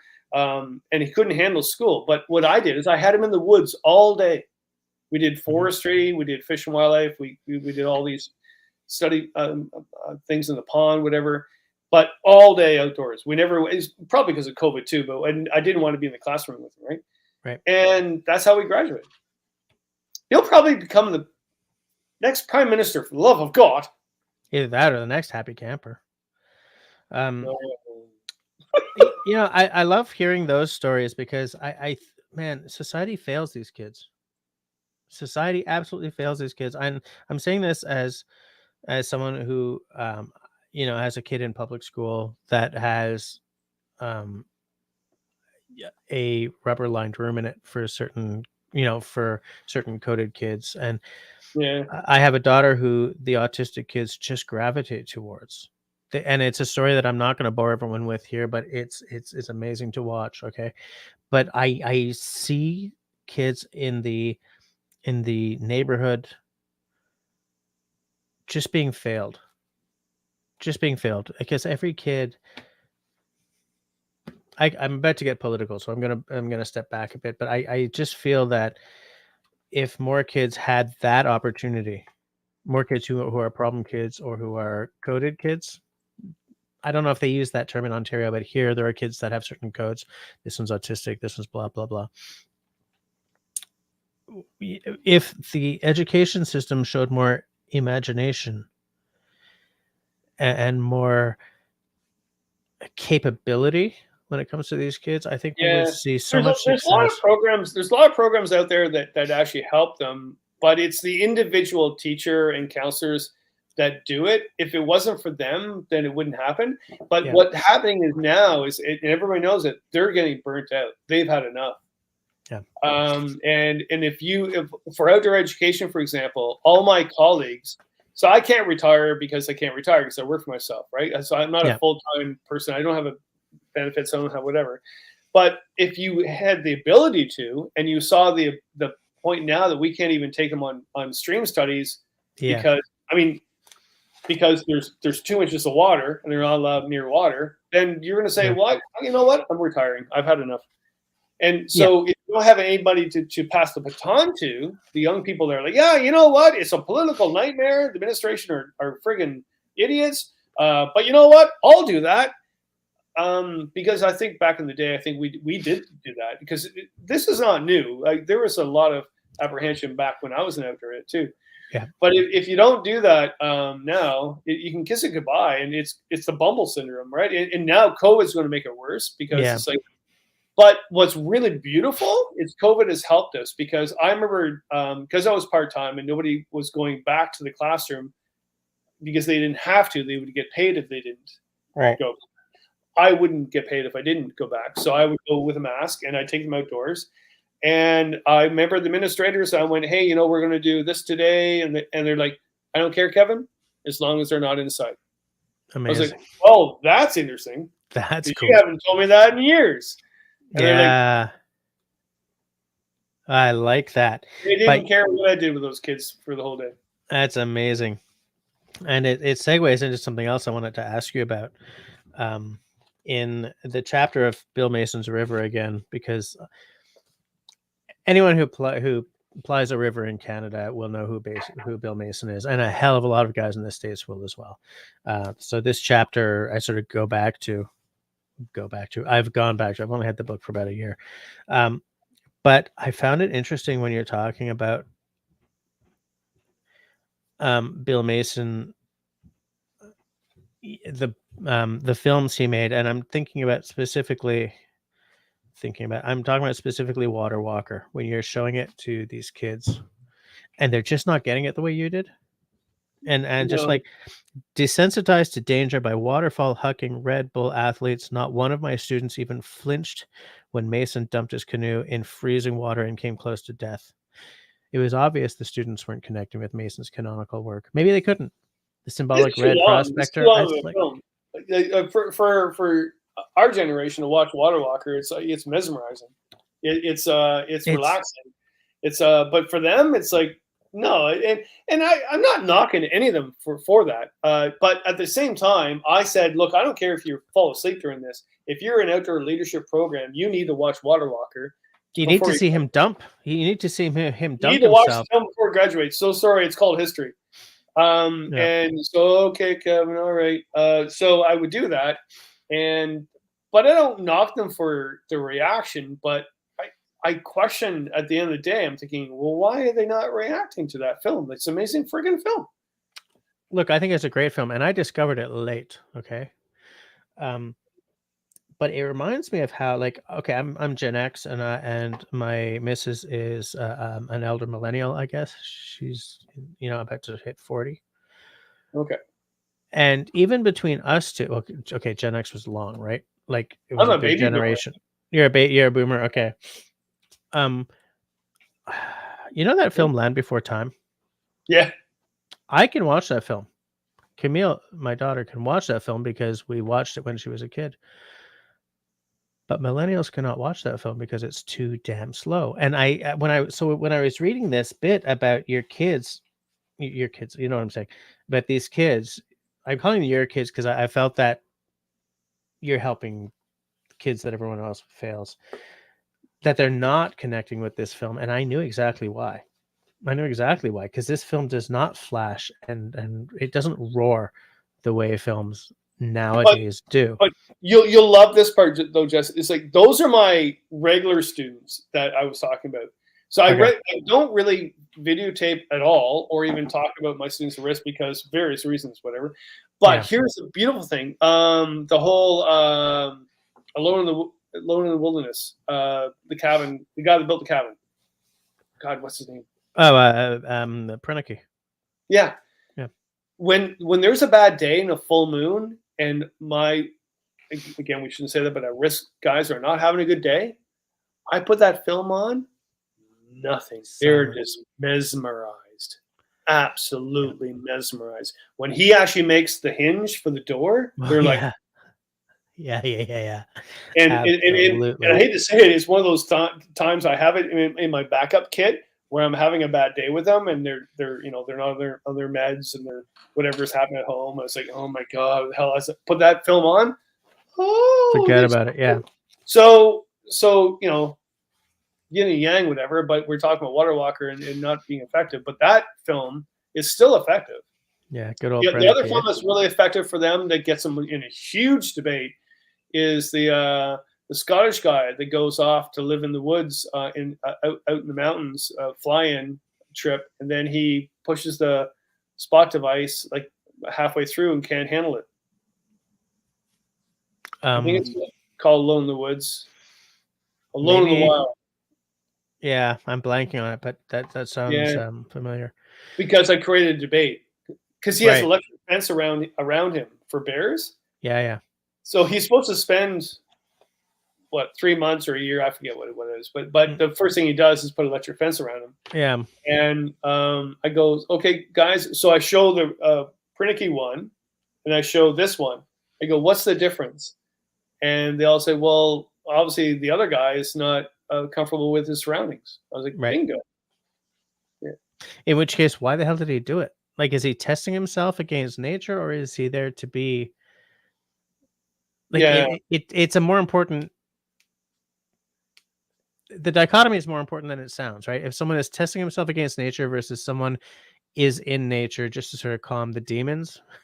Yeah. So we had that conversation in class. I love teaching this to these students because they get it. They're like, so they all have troubled lives. I go, so living in the woods for a year, wouldn't that be? Well, I'd love to do that. So let's watch these two films and see the comparison. So I go, why did this other guy just pull the pin? Not pull the pin but if you watch that film, it's on YouTube. Day 5, he cries when the plane flies over him. Yes. Yeah. And I stopped the film and I go, why is that guy crying right now? And they all say, well, because he's not comfortable with his surroundings. And some of them will say, well, he's just doing it for the views. He's doing it for attention.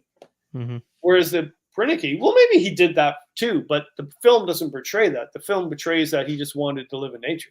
Yeah. Right? Absolutely. Yeah. And I often sort of have this question, and I've asked it on my live streams before, about how, like, has YouTube homogenized bushcrafters? You know what I'm saying? Like has YouTube made us all sort of copying each other? Like, were people using way different techniques than each other back in the day and stuff? And I don't have a question about this. It's just something you said just made me think of that. And I wonder, because Prinicky made movies, right? And but he wasn't.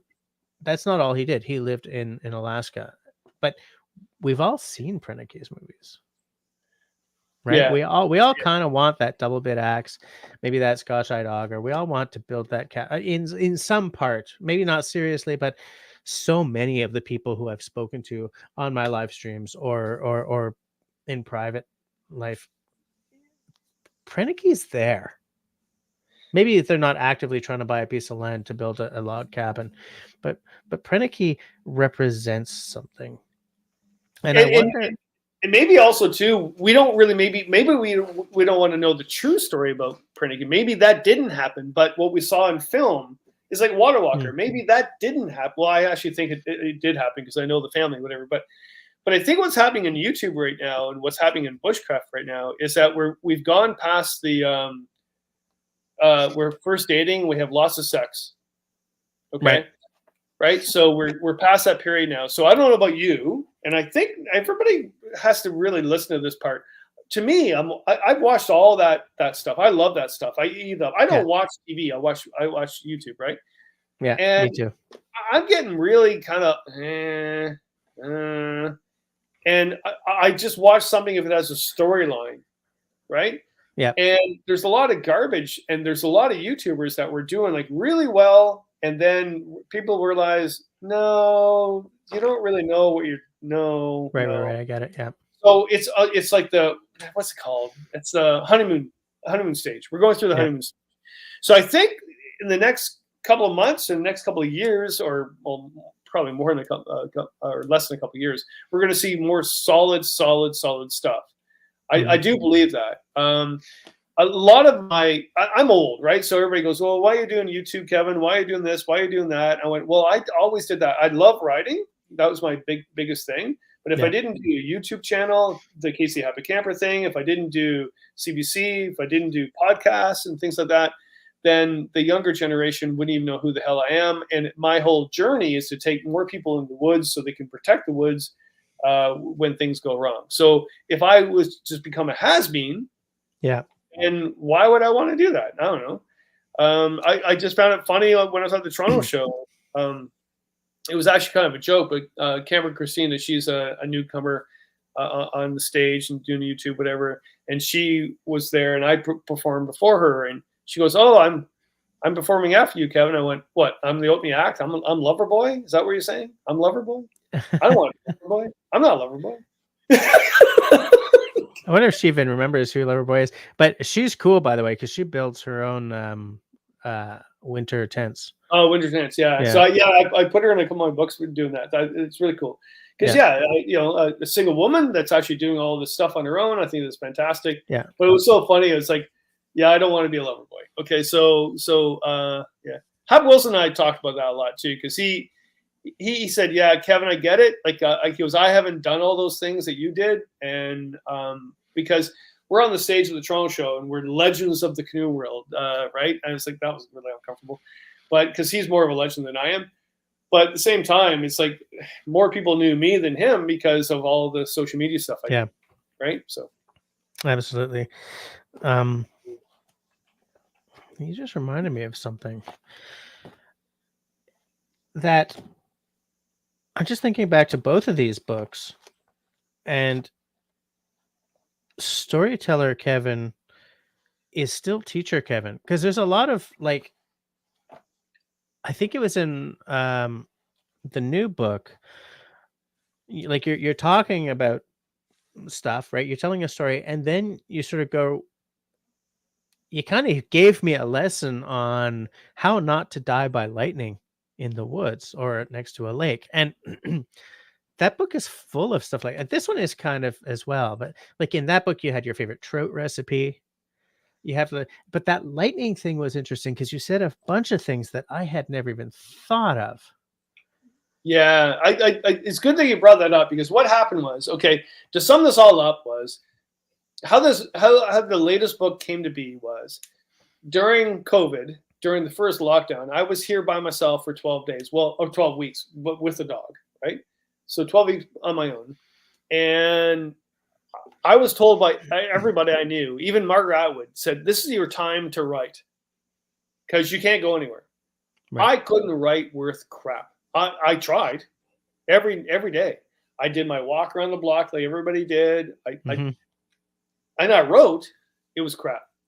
Second lockdown, kind of getting out there. And then all of a sudden I was allowed to go on my first canoe trip during that whole lockdown. If you think, but I don't think we ever remember back that time. But when that happened, I went home and I started writing like you wouldn't believe, because I was immersed in the moment of what I love. I couldn't write sitting here by myself in a room. Right. I had to be on a canoe trip. And I started writing. And I started writing these essays, and I did three things. I wrote about growing up anxious. I wrote about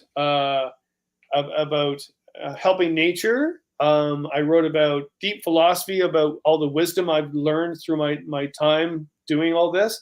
I wrote about different tips and tricks that I learned through the way. And I started writing this, and I sent it to my editor I knew, a good friend of mine, and she goes, "Oh, you've written your memoir." I went, No, I haven't. She goes, "Yes, you have." Oh, yes, you have. And so I go, "Well, how can we put that into a memoir?" She goes, "Well, we can do sidebars. We'll do the tips and tricks in the sidebar. This is what you learned. This is what, this is the wisdom part. This is you growing up." I was, my God, you guys are geniuses. And that's the whole thing about self-publishing. I need those professionals to actually focus whatever is going on in here to actually make a good book out of it. So don't ever think that you're on your own doing anything. You always have to believe in the people around you. Yeah. So it all came to be. So I put all those pieces to bed, and I was like, "Oh, that's kind of cool." But it was never a memoir when I wrote it. Right. And here's the thing too. I'm going to ask you this question because you know, what is the difference between a biography and a memoir? Off the bat, the memoir is more interesting. But what's the definition between the two? Because everybody goes, "Oh, you've written your life story." I'm like, "No, I didn't." No, memoir is not your life story. No. Your biography is your life story. The memoir is a little more. First of all, I find that a memoir is. Don't ask me the exact definitions because I've had some whiskey. But I'll tell you right off the bat that a memoir tends to have more tertiary knowledge, more philosophy.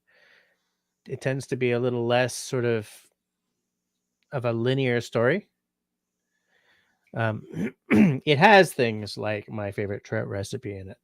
Now Jesse can't eat trout or he dies, but I mean, it is definitely more of a free flowing form of book.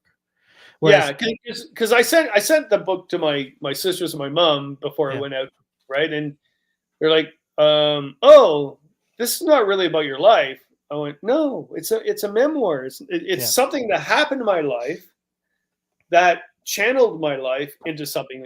It's basically because I had anxiety and I went into nature to cure the anxiety. So. And I would like to say, by the way, next week about something else. Right? Yeah, I would like to say that a memoir is almost always going to be more interesting than a life story. Yeah. Well, yeah, unless you're a huge rock star. Yeah. Unless the story is something unfreaking believable. Well, that's the funny thing too, because the editor, they're like, "Kevin, you got any more meaty stuff that happened in your life to spice this up?" I went, "No."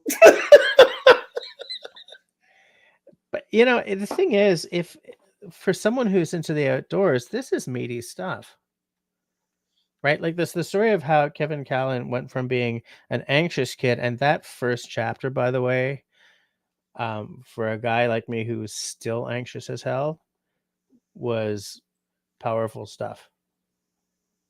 But like to just get the idea of how that kid became, like, dude, you talk in front of people without outwardly freaking out. I'm okay in front of a crowd of 1,200 if I have a bass strapped on. If I have a bass strapped on, I'm okay in front of a crowd of 1,200 or like a festival crowd, provided I have the bass on. If you take the bass off and stick a microphone in front of me, that's a whole different story, right? I never got past that. Like just that transition, and you don't dwell on the transition. You don't. It's the book is not about that transition. That transition informs the entire book in certain ways, as Jesse gets all literal and literary and stuff, but it's not literally the story of anxious kid becomes guy who can talk in front of 1,200 people. No, it's not. I always I keep saying that in there. Hopefully, God, I said that in the book, is I've always had the demon in me.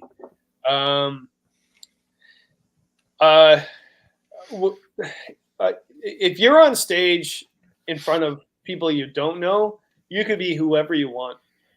If I ever present and my mom's in the audience, I'm a mess, an absolute mess.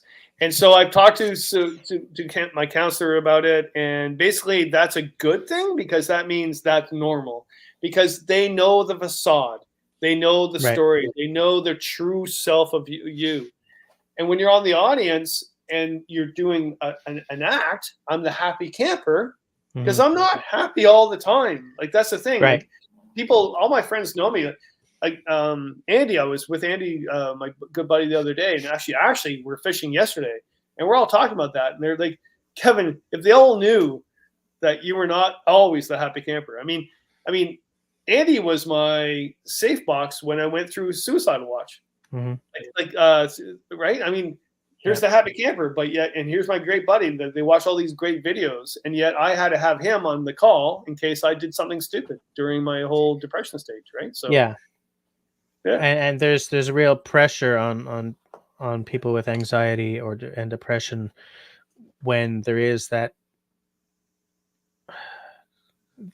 There's the way we act and speak and are sort of ex cathedra, and then there's the way we act and speak and are when the only person we're talking to is ourselves. And it is so easy to forget that when there's as positive a persona as the happy camper is. And I remember this very specifically because I tell you something, when Robin Williams killed himself, I took it personal because he got me through some dark times. He didn't even know who the hell I was, but he got me through some dark freaking times. And so when man, I took it real personal when he escaped. But the fact is, that's a selfish way to look at it, right? I mean, because we're not all the face that people see all the time. Nobody is. No, but that's okay though. I mean, when I go to watch a performer, I don't really want to know the negative things of his or her life. I want to be entertained and get energy from that. And I know that when I do that. In fact, the majority of the time, to be quite honest. But what's really kind of cool too is when I meet someone on the street, hey, you're the happy, because I was driving around today with a happy camper boat, right? And they're, oh, you're the happy camper. And I'm really happy, smiley. And my buddy Ashley was with me. He goes, gee, that must get tired. And I went, you know what? I'd never get tired of that. I never get tired of actually standing and talking to that person. That's not a facade, because I'm grateful for that. Because that's what I went to do that. But I gotta say, after a show, when I do Canoecopia, when I used to do all the shows, I used to do like the Michigan show.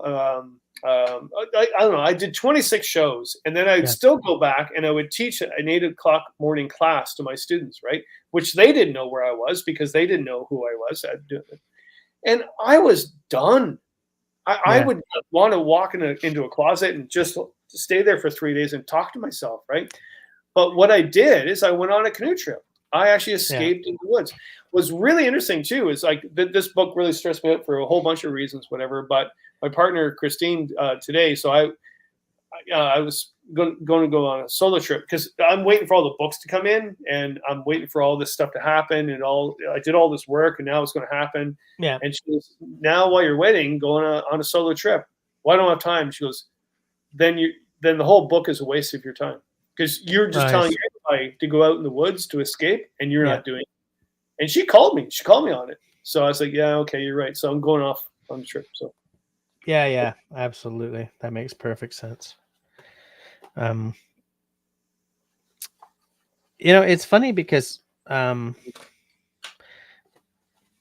you finish this guy off in an interesting way. Terrific story, by the way. I think I guess you guys aren't ever going to do this again. That's the feeling I get from this book, is that nope, that was done.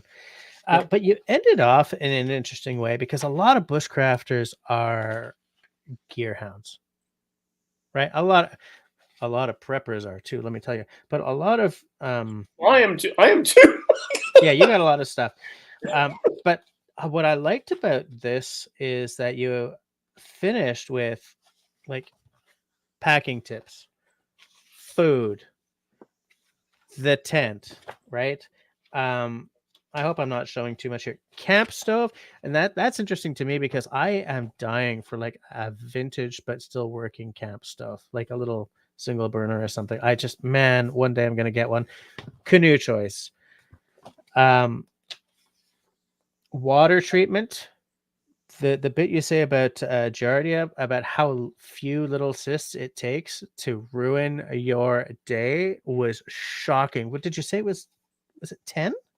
10,000. No. It goes up to 10,000 to go into your test on. Yeah.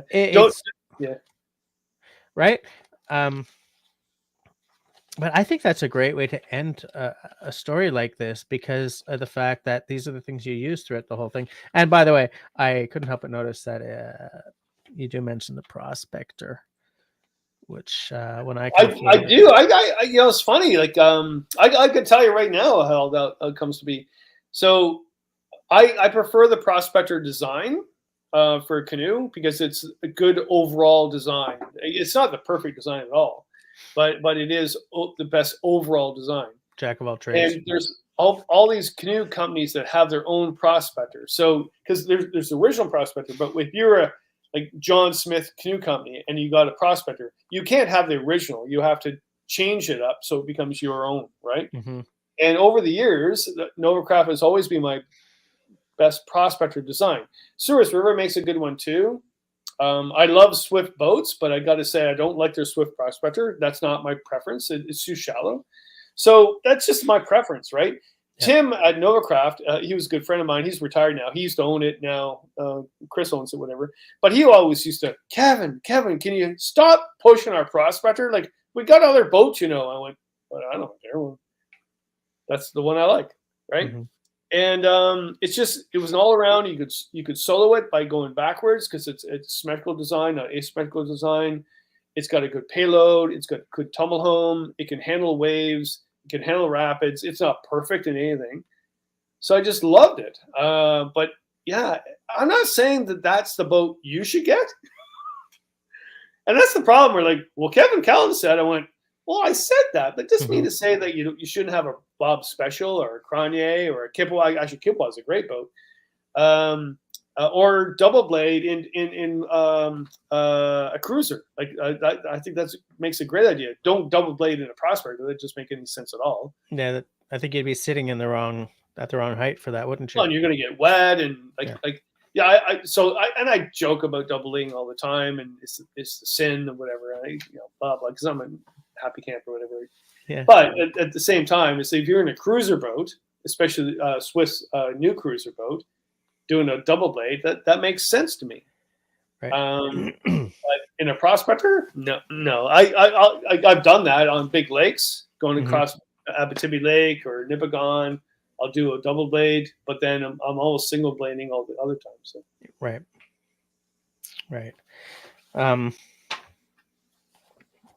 I think we've run out of my questions. I think we're good.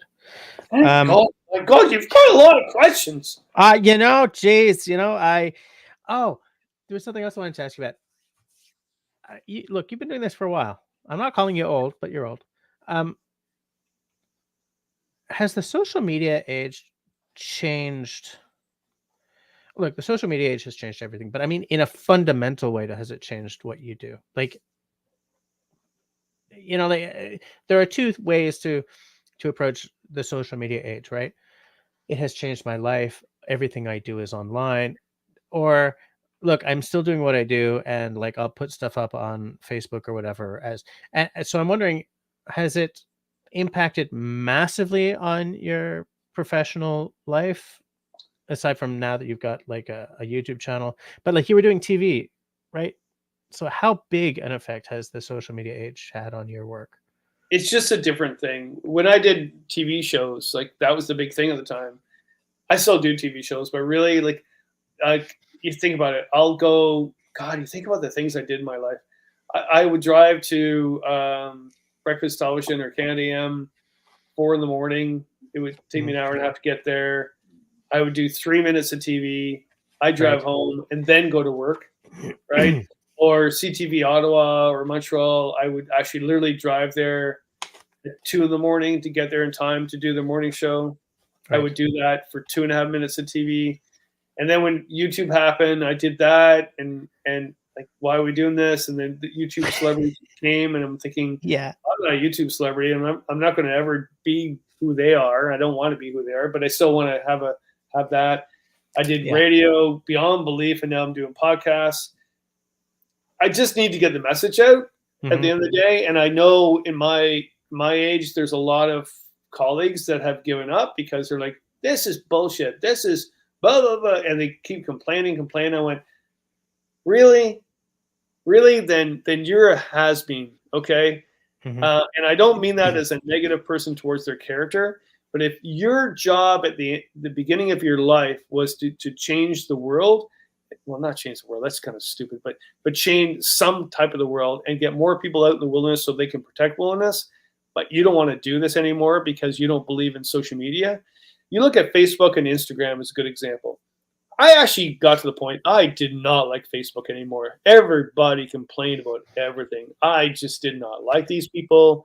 I went, you've got to be kidding. I looked at Instagram because my niece that was like 22 years old. She goes, Kevin, you got a good Instagram. I went, yeah, you know what? I do everything all day. I don't want to spend my night doing this. That. Yeah. Twitter. I still do Twitter, right? But I started liking Twitter. I'm still on Twitter, and yet, like, really, like, who the hell? Like, maybe 2 people see that on Twitter, but journalists still love Twitter. Yeah, and that's the whole thing too. But with Instagram, I started liking Instagram because I just posted videos of Christine and I doing a date night Friday night. Had nothing to do with anything, right? Those are great, by the way. They just loved the hell out of it. And I went, see, I like that. That's cool. Yeah. And Christine goes, well, how's that helping your career? I go, I don't really care. I don't have a career. Like, I don't make any money. Like, that's funny. Like, that's really funny. And I sort of get excited with that. Then I look at Facebook and people are complaining about, oh, this camper uses this equipment and this person did this. And I was like, whoa, wait a minute. Instagram, Facebook, I'm kind of liking Instagram. But then at the same time, oh, Kevin, you start doing TikTok. Well, TikTok should make sense to me because I'm like, oh, squirrel, right? Yeah. But there's only a certain amount of time in the day. Yeah, that's the problem. There's too much to do now. Yeah. Yeah. And it's like, I should go out paddling more. Yeah. Oh, I wanted to ask you about that. We're like at past 11. No, we're at 11. No, oh my God, man. Really? I need new glasses. We're at 23:09. But like, you do so many things. You're always writing. You've got like interviews, blah, blah, blah. Do you ever feel that anything gets in the way of you just going paddling? No, because well, no, there is times where I have to be reminded of that. Andy reminds me of that. Every year he takes me on a trip where I don't know where we're going and I can't bring my camera. Right. So we've always done that. So that's still happening then. Okay. Yeah, no, we do that. And that's a reminder. In fact, that's always at the end of the year. Mm-hmm. Mind you, the last couple of years, I've been doing that to him because he's been really busy with his recreational canoe barrel thing. Yeah. And I'm doing the reverse psychology thing. No, at the end of the day, last year I did 3 trips solo on Crown Land that I didn't do anything about. Mm-hmm. And I was on Canoe Hound show one night and I was talking about that. And someone said, why would you do that? I went, why would I do that? So I went, you imagine Kevin Callan, the Happy Camper, did 3 trips solo. Yeah. Didn't write about it, didn't take any photos, didn't do any video. And why? I love that because as a YouTuber, well, look, we're both YouTubers, but as a YouTuber, I have to fight against the. I'm putting this wrong. Let me just rethink of that. YouTube bushcrafters can sometimes forget about the bushcraft because there's too much YouTubing going on. Like, I find that when I hit the woods and I'm shooting everything, I have to remember to sort of stop. Remember why you're in the woods. You're in the woods to calm all this crap down. Turn off the camera for a minute. Turn off the camera for an hour. Because it's so easy to slip into, okay, I'm out here. I'm going to put up a tent. I'm going to build a fire. Oh, I'm going to do an upside down fire this time. Okay, I can get some angles for that, blah, blah, blah. And then by the end of the weekend, you've come back with a lot of great footage, but you kind of don't feel like you've been to the woods. Yeah, and I think really, like we talked about that before earlier, but I really think that we're on the transition of that. I think we're done with that. I think we're like, okay, enough is enough. And actually, the good storytellers and the good skilled individuals that want to share something because they want to share it as opposed to monetize it. I wrote a great story in the book. Will cause a lot of strife in your world. Actually, you know what? No, I think that's not true. I think I'll get I think I'll get about 98% of your audience agreeing with me. But there's a chapter in the book called "Big Bushcrafters," and it's all about. I mean, I was a kid growing up doing the fort thing, whatever, and stuff like that. But there's a certain point where this is ridiculous that you're doing these forts in the bush so you can make money on monetization for YouTube. This is wrong. This is absolutely wrong because I'm an environmentalist and ecologist and a passport technician, worked in the bush, did all these things, whatever. For you to do that, to do a YouTube to get monetization so you can make money, not to save the world, not to make anything except you. And it's anthropocentric. It's actually you're just narcissist. This is wrong. Why isn't anybody doing anything about this? And I showed some examples about people that were doing that, and I go, this is wrong. And I got so many people saying, and solid bushcrafters I know saying, thank God you talked about this. Because you did an article related to that. I did, and I remember reading and thinking. I read it twice, and like the first time I felt kind of like my back was up, and I was like, no, stop. Because one thing I learned, and by the way, I've learned this through watching native TikTok, like the First Nations TikTok. Okay, as a white guy, as soon as something gets my back up, I watch it again. And I watch it again until I realize I know why my back is up. Because I didn't know that I had that prejudice. Right. And so I read that twice. And I'm like, no, this actually makes a lot of sense. After 4 whiskeys, I can't like quote it verbatim or anything, but it reminds me of what you're saying right now about how bushcrafters are sometimes. No, but you're saying bushcrafters. Like, to me, those aren't bushcrafters. Like I actually admire bushcrafters. I admire that whole skill set. Like, I love it. So what I saw in Algonquin, so what happened in Algonquin is I approached this campsite, and they had cut greenery down at a designated campsite, moved the fire pit. I went, what? Like cut living trees? Yeah, like balsam and whatever it is, a wheat tree, whatever. But still, they in a Algonquin park, they had actually cut greenery down to create a shelter for that night, and then left. And they were leaving the campsite that next day and left it all there. Oh, wow. That's not bushcrafting. Okay, so again, fake bushcrafter, right? So when I wrote that piece, I was not knocking bushcrafting at all. Well, you talk to all the people I know from out in Alberta, the Bushcrafting Association, Paul Kirtley and all them. They all know me. I'm not a freaking ass with all that. But we have to remind ourselves. And also, I talked about those guys on YouTube that actually created that YouTube channel that went to Alberta, the Banff National Park, and then they got charged nine charges against them.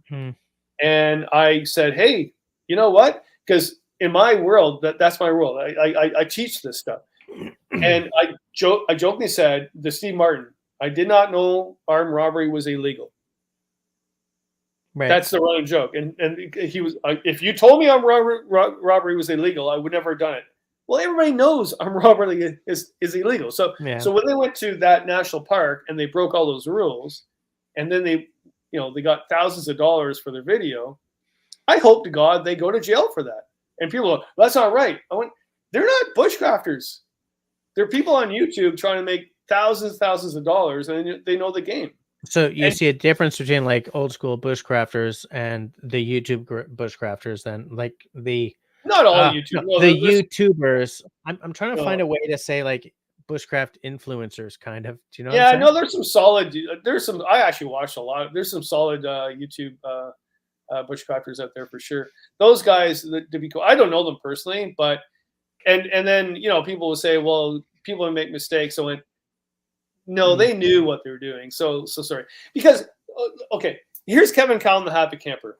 If I went to Algonquin Park right now, and I did something illegal, the moment that happens, I'm not allowed to teach at the college I work at, because this is School of Natural Resources. By law, I cannot teach there because that's where the School of Law is taught, right? Right. So I knew that years ago. So my buddies, every year, we go to Algonquin Park, and they want to bring beer. I went, guys, my name's on the permit. I've got the permit. Please don't bring beer. Well, Kevin, we're going to take it out with us. I went, I know you would do that.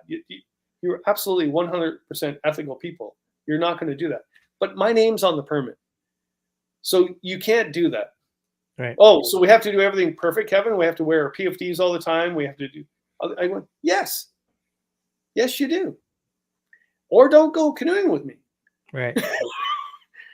So because it's professionally embarrassing for you if they get dinged. and your name's on the on the permit. Yeah, and well, most of the stuff I believe in too. Like I believe in Mhm. wearing your PFD all the time, right? So it's like, Right. guys, if you want to be on film, wear your PFD. Well, we don't believe in that. Well, I'm not going to film you. I get it.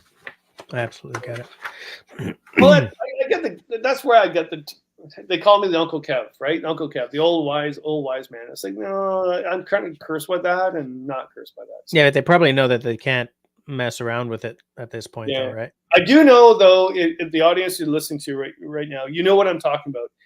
I believe, and I think bushcraft is amazing. In fact, I do believe that bushcraft is different in the UK and the United States than it is in Canada. A lot more survivalists are bushcrafters in Canada than the UK. UK, bushcrafting is just camping, right? That they do more bushcrafty stuff, right? It's totally different than here. But if you actually go and build a shelter for the night in a Algonquin Provincial Park at a green wood and call that bushcrafting, I hope they throw the ticket at you. You can curse me. The whole entire show can curse me. But Yeah, I hope you get a huge fine for that.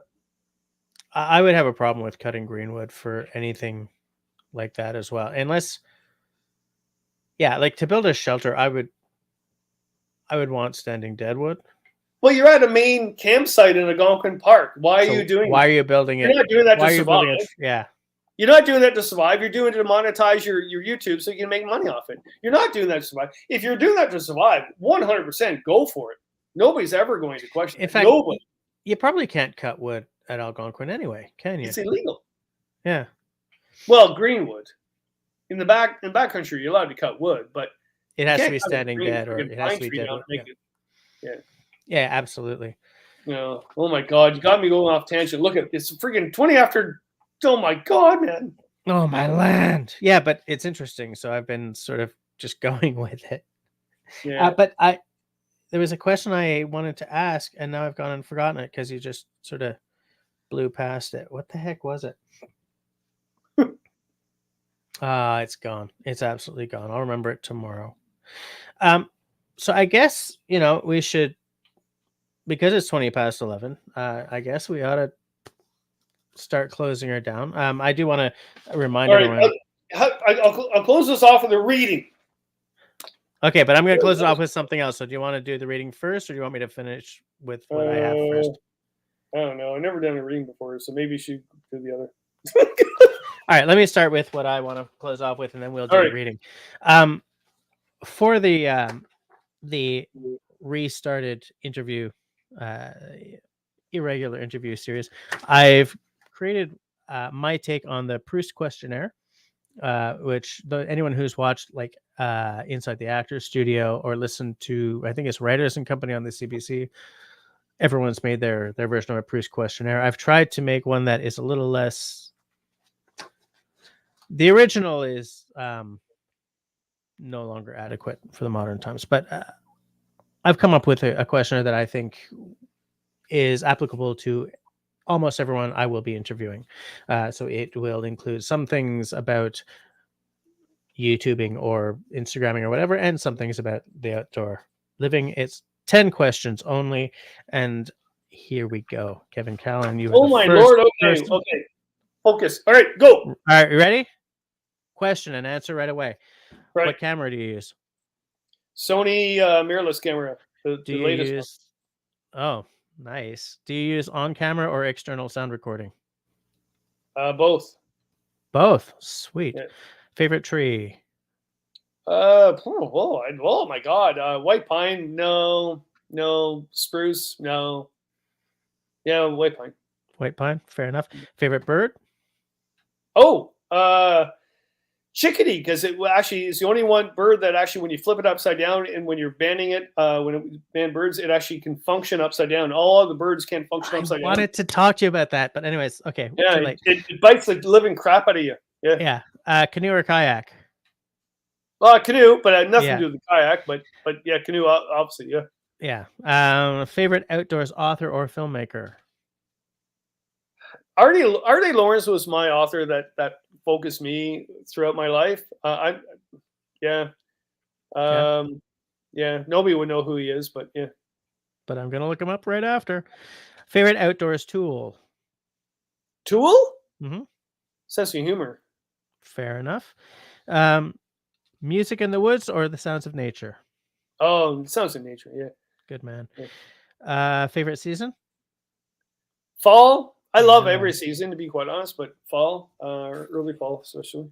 Fall is amazing. And the stupidest thing you've done in the outdoors ever? I've done 10,000 times stupid, but I probably one that keeps going through my brain is not tying my boat up and all of a sudden looking at it floating in the middle of the lake How old were you? 3 times. How old were you all 3 times?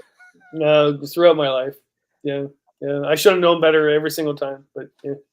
Oh, I love that response because I never would have expected that. That's amazing. I tell everybody. I always tie my boat down, but there's certain times where I was tell everybody tie your boat down, and oh, it's crap. I love it. Yeah, I love that. Okay. So in that case, we're gonna shut it down for the night because we're almost at 23:30. I would like to thank Mr. Kevin Callan for being the inaugural guest at my restarted irregular outdoors interview and panel series. You guys will probably see him again in the future on other conversations if I've done well tonight. To everyone else, thanks for hanging out with us. I'm sorry I didn't get to any of the side chat tonight, but I had so many questions to ask our guest. I'm going to read you all right afterwards, and I will enjoy the conversation, I'm sure. So between now and next week, when we're back to the regular live streams, everybody, please be sane, be healthy, be safe, and be kind to one another.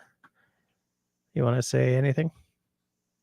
No, it was awesome. I love your questions. Love your show, and it was a good conversation. And anybody else wants to say anything about what we talked about? Just go in the chat or go into your Just YouTube leave the and answer back. Yeah, yeah.